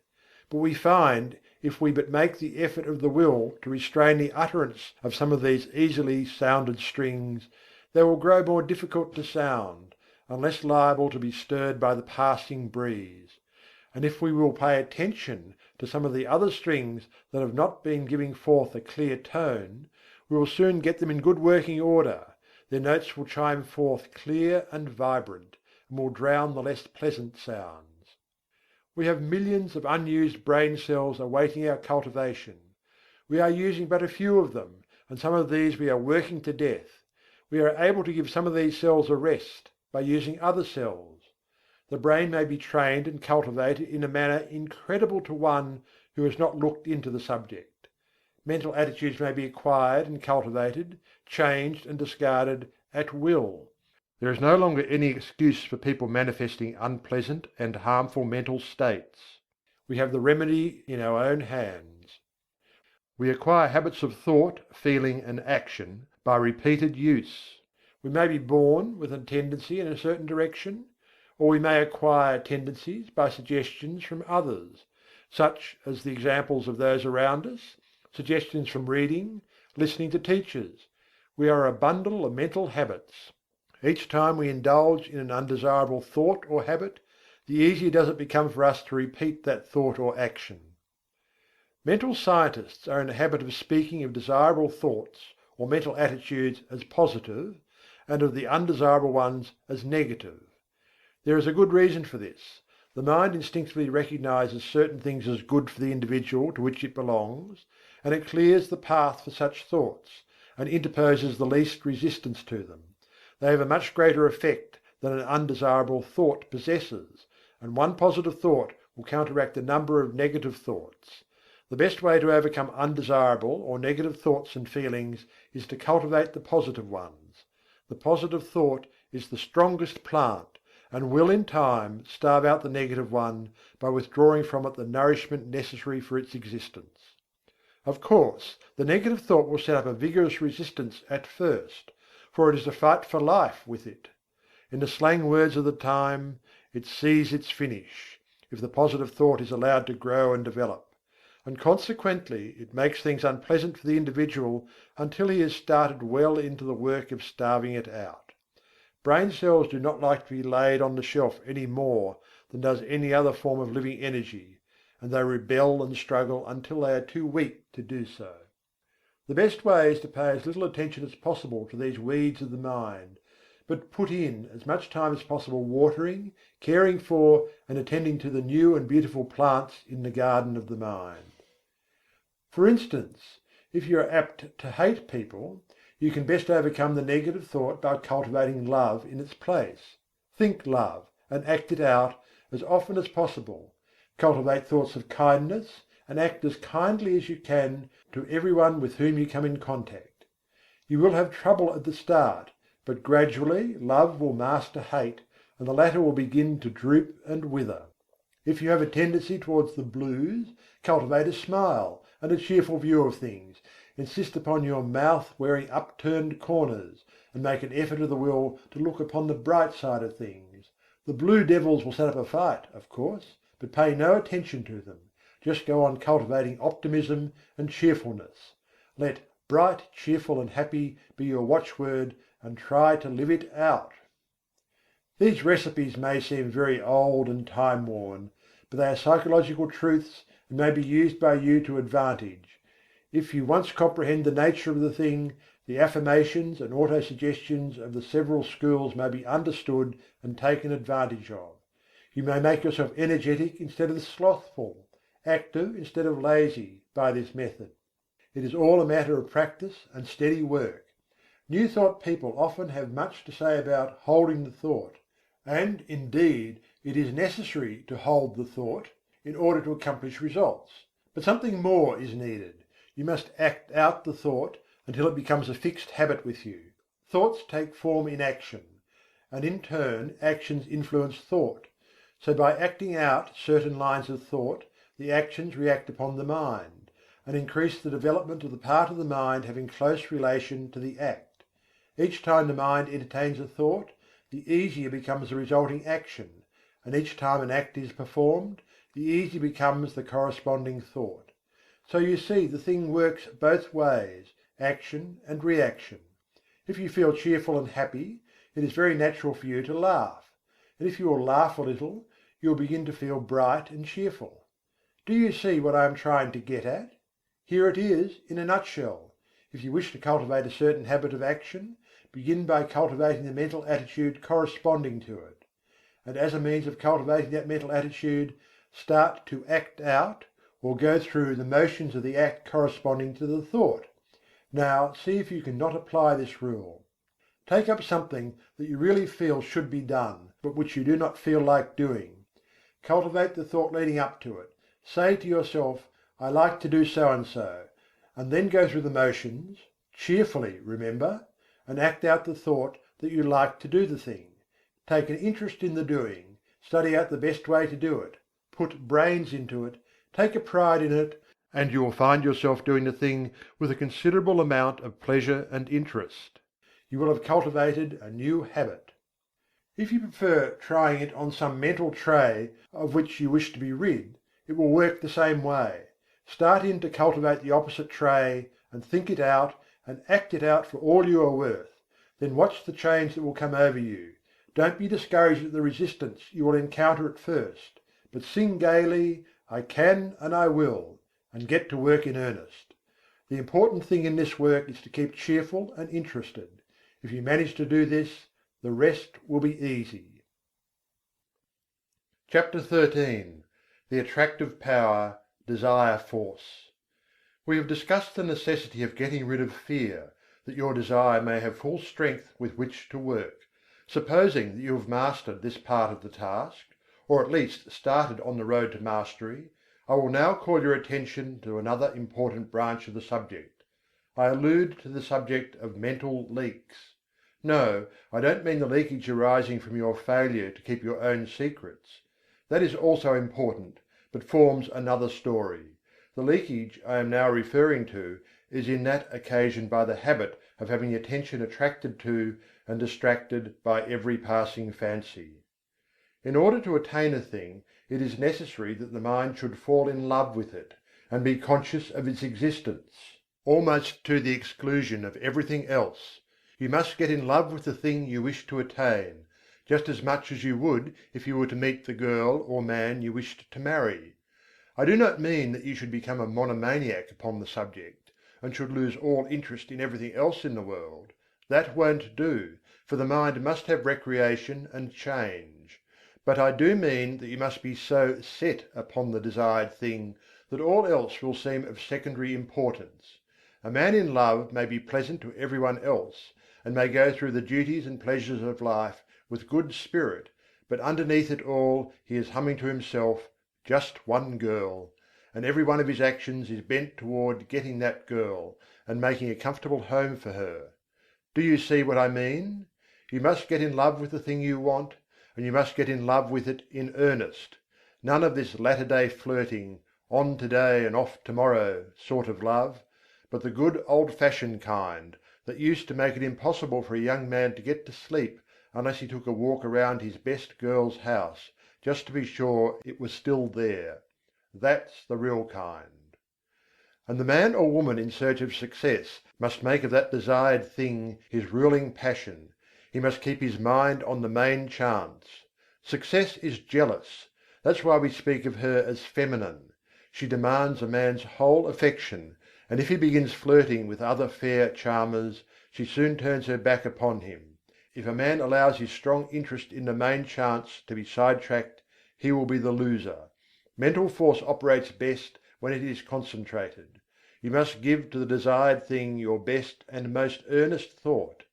Just as the man who is thoroughly in love will think out plans and schemes whereby he may please the fair one, so will the man who is in love with his work or business give it his best thought, and the result will be that 101 plans will come into his field of consciousness, many of which are very important. The mind works on the subconscious plane, remember, and almost always along the lines of the ruling passion or desire. It will fix up things, and patch together plans and schemes, and when you need them the most, it will pop them into your consciousness, and you'll feel like hurrahing, just as if you had received some valuable aid from outside. But if you scatter your thought force, the subconscious mind will not know just how to please you, and the result is that you are apt to be put off from this source of aid and assistance. Beside this, you will miss the powerful result of concentrated thought in the conscious working out of the details of your plans.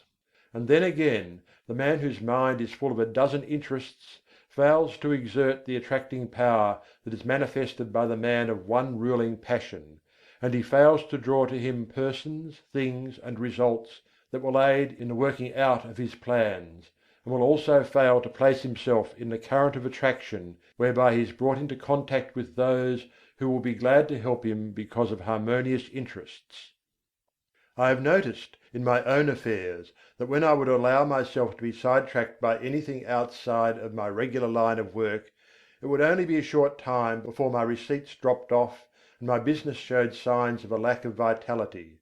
Now many say that this was because I had left undone some things that I would have done if my mind had been centered on the business.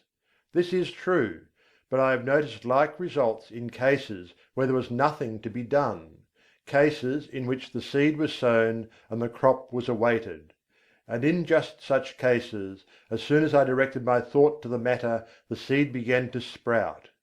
I do not mean that I had to send out great mental waves with the idea of affecting people. Not a bit of it. I simply began to realize what a good thing I had, and how much people wanted it, and how glad they would be to know of it, and all that sort of thing, and lo, my thoughts seemed to vitalize the work, and the seed began to sprout. This is no mere fancy, for I have experienced it on several occasions. I have spoken to many others on the subject, and I find that our experiences tally perfectly. So don't get into the habit of permitting these mental leaks. Keep your desire fresh and active, and let it get in its work without interference from conflicting desires. Keep in love with the thing you wish to attain. Feed your fancy with it, see it as accomplished already, but don't lose your interest. Keep your eye on the main chance, and keep your one ruling passion strong and vigorous. Don't be a mental polygamist. One mental love is all that a man needs, that is, one at a time. Some scientists have claimed that something that might as well be called love is at the bottom of the whole of life. They claim that love of the plant for water causes it to send forth its roots until the loved thing is found. They say that the love of the flower for the sun causes it to grow away from the dark places so that it may receive the light. The so-called chemical affinities are really a form of love, and desire is a manifestation of this universal life-love. So I am not using a mere figure of speech when I tell you that you must love the thing you wish to attain. Nothing but intense love will enable you to surmount the many obstacles placed in your path. Nothing but that love will enable you to bear the burdens of the task. The more desire you have for a thing, the more you love it, and the more you love it, the greater will be the attractive force exerted towards its attainment, both within yourself and outside of you. So love but one thing at a time. Don't be a mental Mormon. CHAPTER XIV. The Great Dynamic Forces. You have noticed the difference between the successful and strong men in any walk of life, and the unsuccessful weak men around them. You are conscious of the widely differing characteristics of the two classes, but somehow find it difficult to express just in what the difference lies. Let us take a look at the matter. Burton said, "The longer I live, the more certain I am that the great difference between men, the feeble and the powerful, the great and the insignificant, is energy and invincible determination, a purpose once fixed, and then death or victory. That quality will do anything that can be done in this world; and no talents, no circumstances, no opportunities will make a two-legged creature a man without it." I do not see how the idea could be more clearly expressed than Burton has spoken.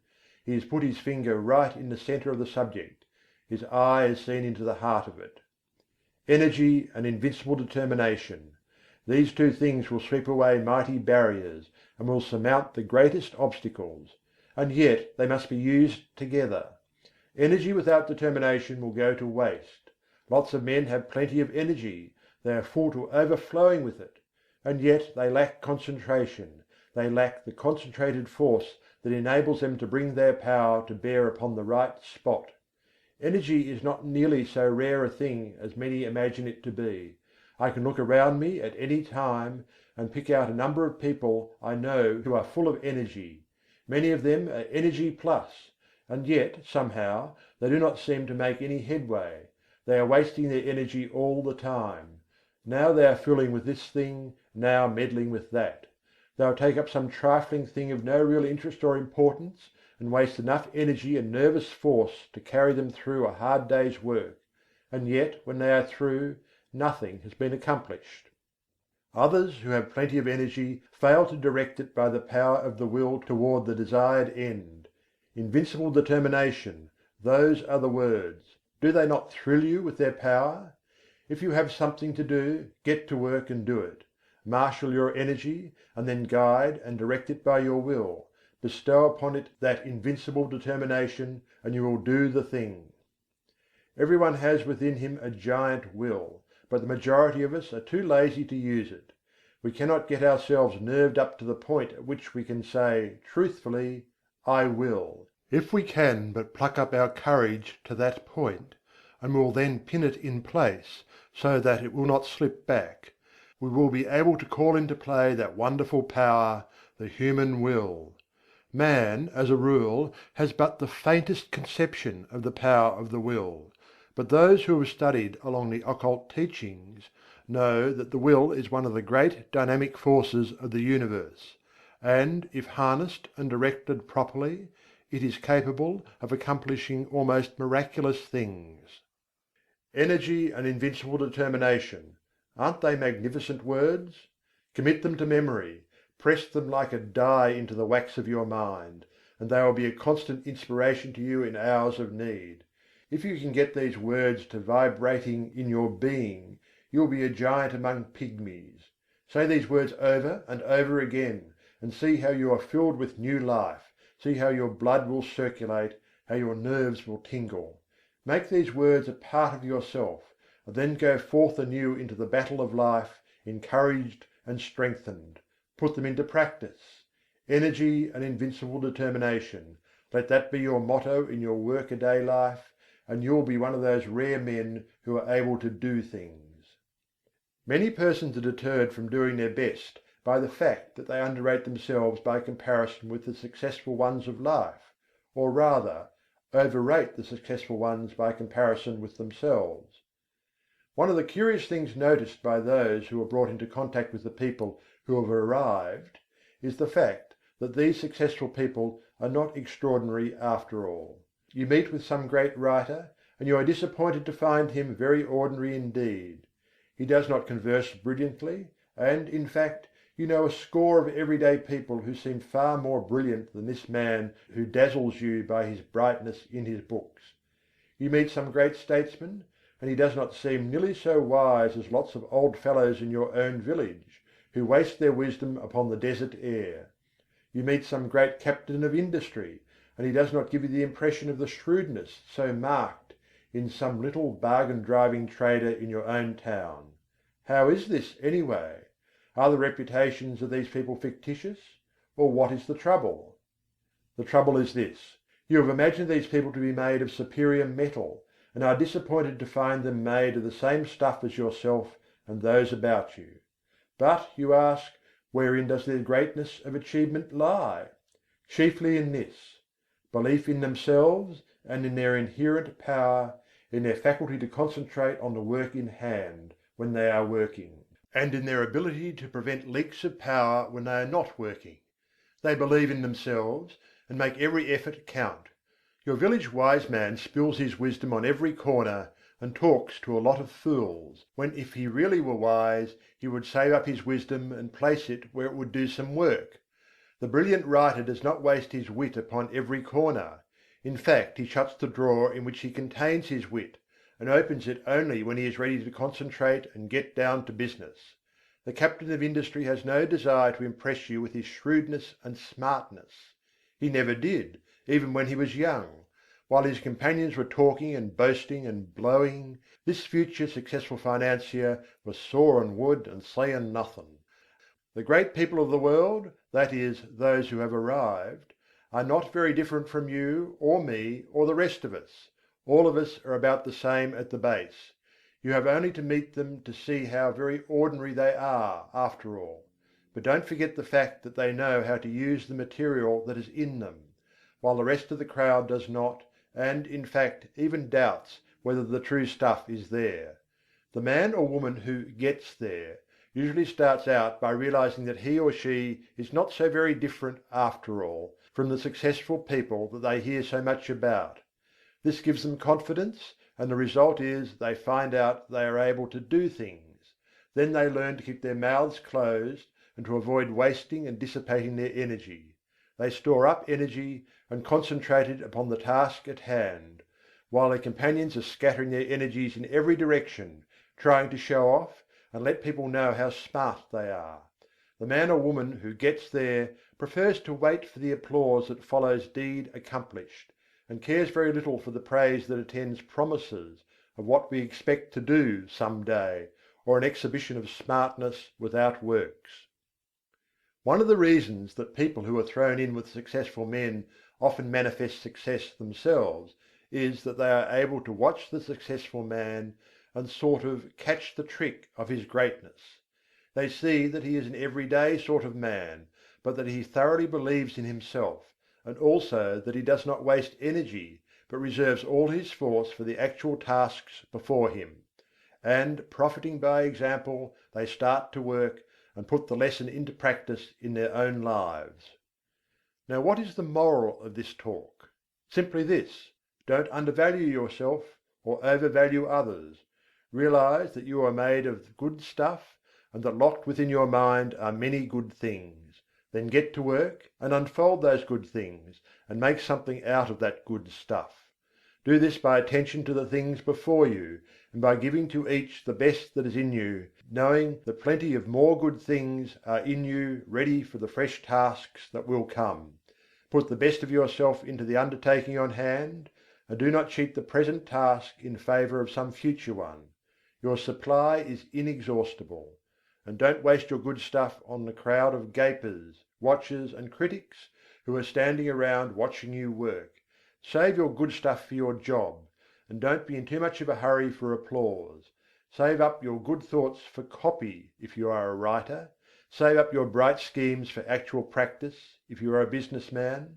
Save up your wisdom for occasion if you are a statesman. And in each case, avoid the desire to scatter your pearls before the gaping crowd that wants to be entertained by a free show. Nothing very high about this teaching, perhaps, but it is what many of you need very much. Stop fooling and get down to business. Stop wasting good raw material and start to work making something worthwhile. Chapter 15. Claiming Your Own. In a recent conversation I was telling a woman to pluck up courage and to reach out for a certain good thing for which she had been longing for many years and which at last appeared to be in sight. I told her that it looked as if her desire was about to be gratified, that the law of attraction was bringing it to her. She lacked faith and kept on repeating, "Oh, it's too good to be true, it's too good for me." She had not emerged from the worm of the dust stage, and although she was in sight of the promised land, she refused to enter it because it was too good for her. I think I succeeded in putting sufficient ginger into her to enable her to claim her own, for the last reports indicate that she is taking possession. But that is not what I wish to tell you. I want to call your attention to the fact that nothing is too good for you, no matter how great the thing may be, no matter how undeserving you may seem to be. You are entitled to the best there is, for it is your direct inheritance. So don't be afraid to ask, demand, and take. The good things of the world are not the portion of any favoured sons. They belong to all, but they come only to those who are wise enough to recognize that the good things are theirs by right, and who are sufficiently courageous to reach out for them. Many good things are lost for want of the asking. Many splendid things are lost to you because of your feeling that you are unworthy of them. Many great things are lost to you because you lack the confidence and courage to demand and take possession of them. "None but the brave deserves the fair," says the old adage, and the rule is true in all lines of human effort. If you keep on repeating that you are unworthy of the good thing, that it is too good for you, the law will be apt to take you at your word and believe what you say. That's the peculiar thing about the law: it believes what you say. It takes you in earnest. So beware what you say to it, for it will be apt to give credence. Say to it that you are worthy of the best there is, and that there is nothing too good for you, and you will be likely to have the law take you in earnest and say, "I guess he is right. I'm going to give him the whole bake shop if he wants it. He knows his rights, and what's the use of trying to deny it to him?" But if you say, "Oh, it's too good for me," the law will probably say, "Well, I shouldn't wonder but that is so. Surely he ought to know, and it isn't for me to contradict him." And so it goes. Why should anything be too good for you? Did you ever stop to think just what you are? You are a manifestation of the whole thing, and have a perfect right to all there is. Or, if you prefer it this way, you are a child of the Infinite, and are heir to it all. You are telling the truth in either statement, or both. At any rate, no matter what you ask, you are merely demanding your own; and the more in earnest you are about demanding it, the more confident you are of receiving it, the more will you use in reaching out for it, the surer you will be to obtain it.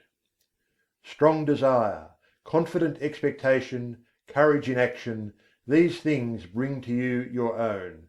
But before you put these forces into effect, you must awaken to a realization that you are merely asking for your own, and not for something to which you have no right or claim. So long as there exists in your mind the last sneaking bit of doubt as to your right to the things you want, you will be setting up a resistance to the operation of the law. You may demand as vigorously as you please, but if you will lack the courage to act, if you have a lingering doubt of your right to the thing you want, if you persist in regarding the desired thing as if it belonged to another instead of to yourself, you will be placing yourself in the position of the covetous or envious man, or even in the position of the tempted thief. In such a case your mind will revolt at proceeding with the work, for it instinctively will recoil from the idea of taking what is not your own. The mind is honest. But when you realize that the best the universe holds belongs to you as a divine heir, and that there is enough for all without your robbing anyone else, then the friction is removed and the barrier broken down, and the law proceeds to do its work. I do not believe in this humble business. This meek and lowly attitude does not appeal to me. There is no sense in it at all. The idea of making a virtue of such things when man is the heir of the universe, and is entitled to whatever he needs for his growth, happiness, and satisfaction. I do not mean that one should assume a blustering and domineering attitude of mind. That is also absurd, for true strength does not so exhibit itself. The blusterer is a self-confessed weakling, he blusters to disguise his weakness. The truly strong man is calm, self-contained, and carries with him a consciousness of strength which renders unnecessary the bluster and fuss of assumed strength. But get away from this hypnotism of humility, this meek and lowly attitude. Remember the horrible example of Uriah Heep, and beware of imitating him. Throw back your head and look the world square in the face. There's nothing to be afraid of. The world is apt to be as much afraid of you as you are of it, anyway. Be a man or woman and not a crawling thing. And this applies to your mental attitude as well as to your outward demeanour. Stop this crawling in your mind. See yourself as standing erect and facing life without fear, and you will gradually grow into your ideal. There is nothing that is too good for you, not a thing. The best there is not beginning to be good enough for you, for there are still better things ahead. The best gift that the world has to offer is a mere bauble compared to the great things in the cosmos that await your coming of age. So don't be afraid to reach out for these playthings of life, these baubles of this plane of consciousness. Reach out for them, grab a whole fistful, play with them until you are tired. That's what they are made for anyway. They are made for our express use, not to look at, but to be played with, if you desire. Help yourself. There's a whole shop full of these toys awaiting your desire, demand, and taking. Don't be bashful. Don't let me hear any more of this silly talk about things being too good for you. Pshaw! You have been like the emperor's little son, thinking that the tin soldiers and the toy drum were far too good for him, and refusing to reach out for them. But you don't find this trouble with children as a rule. They instinctively recognize that nothing is too good for them.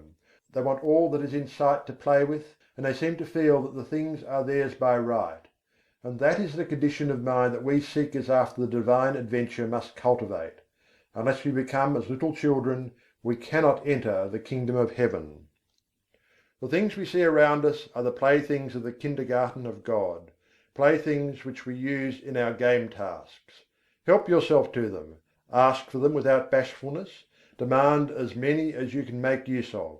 They are yours. And if you don't see just what you want, ask for it. There's a big reserved stock on the shelves and in the closets. Play, play, play, to your heart's content. Learn to weave mats, to build houses with the blocks, to stitch outlines on the squares, to play the game through and play it well. And demand all the proper materials for the play. Don't be bashful, there's enough to go round. But remember this: while all this be true, the best things are still only game things: toys, blocks, mats, cubes, and all the rest. Useful, most useful for the learning of the lessons, pleasant, most pleasant with which to play, and desirable, most desirable for these purposes. Get all the fun and profit out of the use of things that is possible.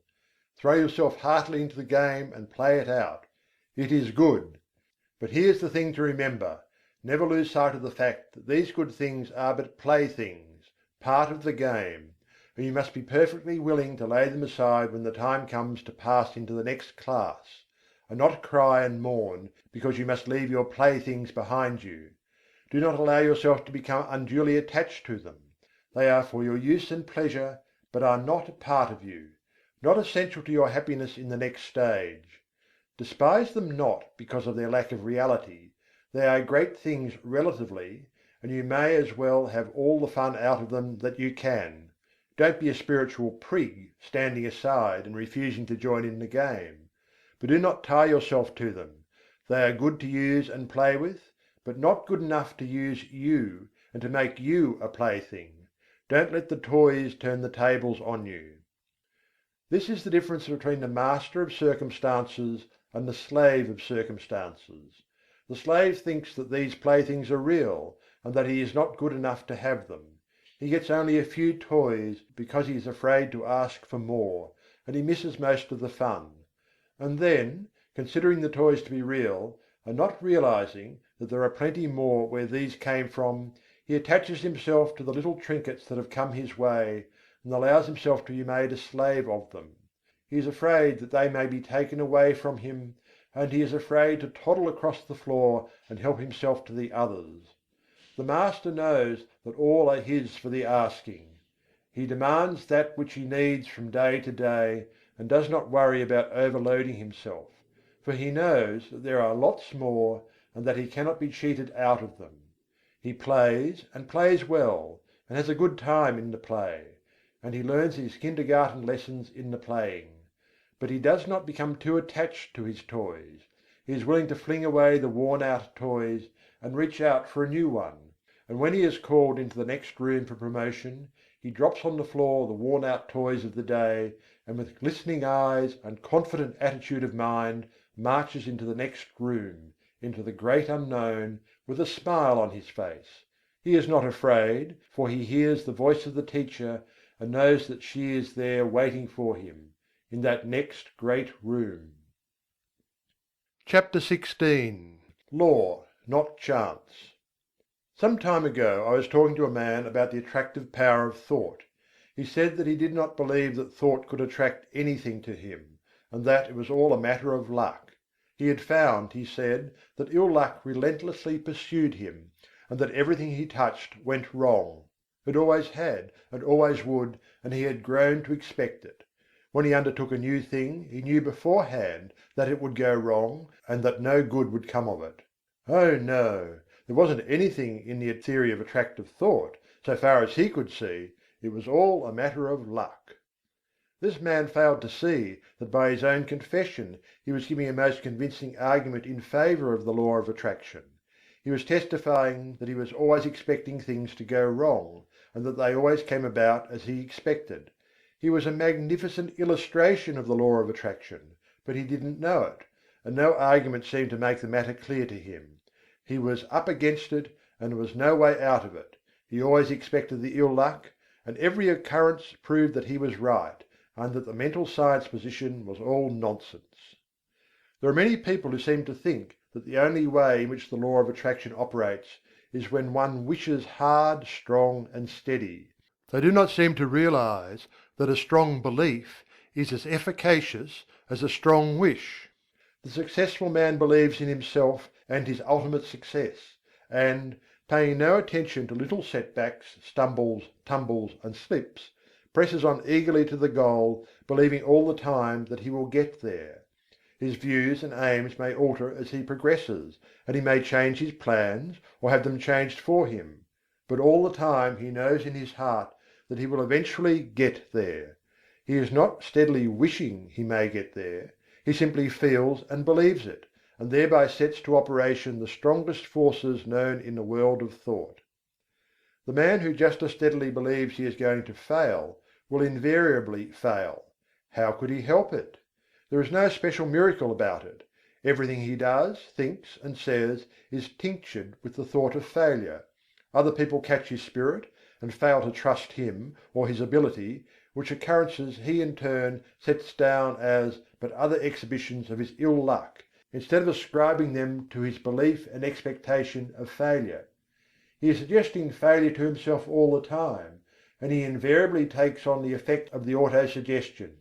Then, again, he by his negative thoughts shuts up that portion of the mind from which should come the ideas and plans conducive to success, and which do come to the man who is expecting success because he believes in it.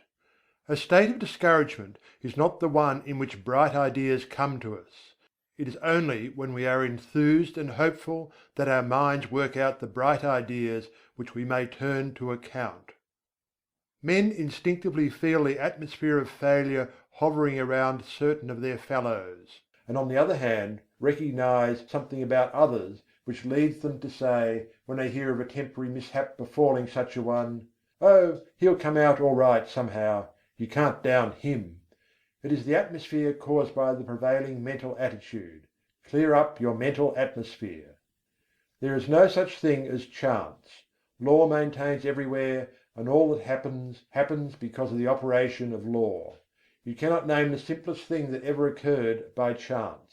Try it, and then run the thing down to a final analysis, and you will see it as the result of law. It is as plain as mathematics: plan and purpose, cause and effect. From the movements of worlds to the growth of the grain of mustard seed, all the result of law. The fall of the stone down the mountain side is not chance. Forces which had been in operation for centuries caused it, and back of that cause were other causes, and so on until the causeless cause is reached. And life is not the result of chance. The law is here too. The law is in full operation whether you know it or not, whether you believe in it or not. You may be the ignorant object upon which the law operates, and bring yourself all sorts of trouble because of your ignorance of, or opposition to the law; or you may fall in with the operation to the law, get into its current as it were, and life will seem a far different thing to you. You cannot get outside of the law by refusing to have anything to do with it. You are at liberty to oppose it, and produce all the friction you wish to. It doesn't hurt the law, and you may keep it up until you learn your lesson. The law of thought attraction is one name for the law, or rather for one manifestation of it. Again I say, your thoughts are real things. They go forth from you in all directions, combining with thoughts of like kind, opposing thoughts of a different character, forming combinations, going where they are attracted, flying away from thought centres opposing them.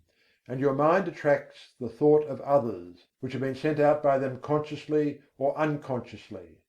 But it attracts only those thoughts which are in harmony with its own. Like attracts like, and opposites repel opposites in the world of thought. If you set your mind to the keynote of courage, confidence, strength and success, you attract to yourself thoughts of like nature, people of like nature, things that fit in the mental tune. Your prevailing thought or mood determines that which is to be drawn toward you, picks out your mental bedfellow. You are today setting into motion thought currents which will in time attract toward you thoughts, people, and conditions in harmony with the predominant note of your thought. Your thought will mingle with that of others of like nature and mind, and you will be attracted toward each other, and will surely come together with a common purpose sooner or later, unless one or the other of you should change the current of his thoughts. Fall in with the operations of the law, make it a part of yourself. Get into its currents, maintain your poise, set your mind to the keynote of courage, confidence and success. Get in touch with all the thoughts of that kind that are emanating every hour from hundreds of minds. Get the best that is to be had in the thought world. The best is there, so be satisfied with nothing less. Get into partnership with good minds. Get into the right vibrations. You must be tired of being tossed about by the operations of the law. Get into harmony with it. End of thought vibration, or the law of attraction in the thought world. Recording by Algie Pugg, Perth, Western Australia.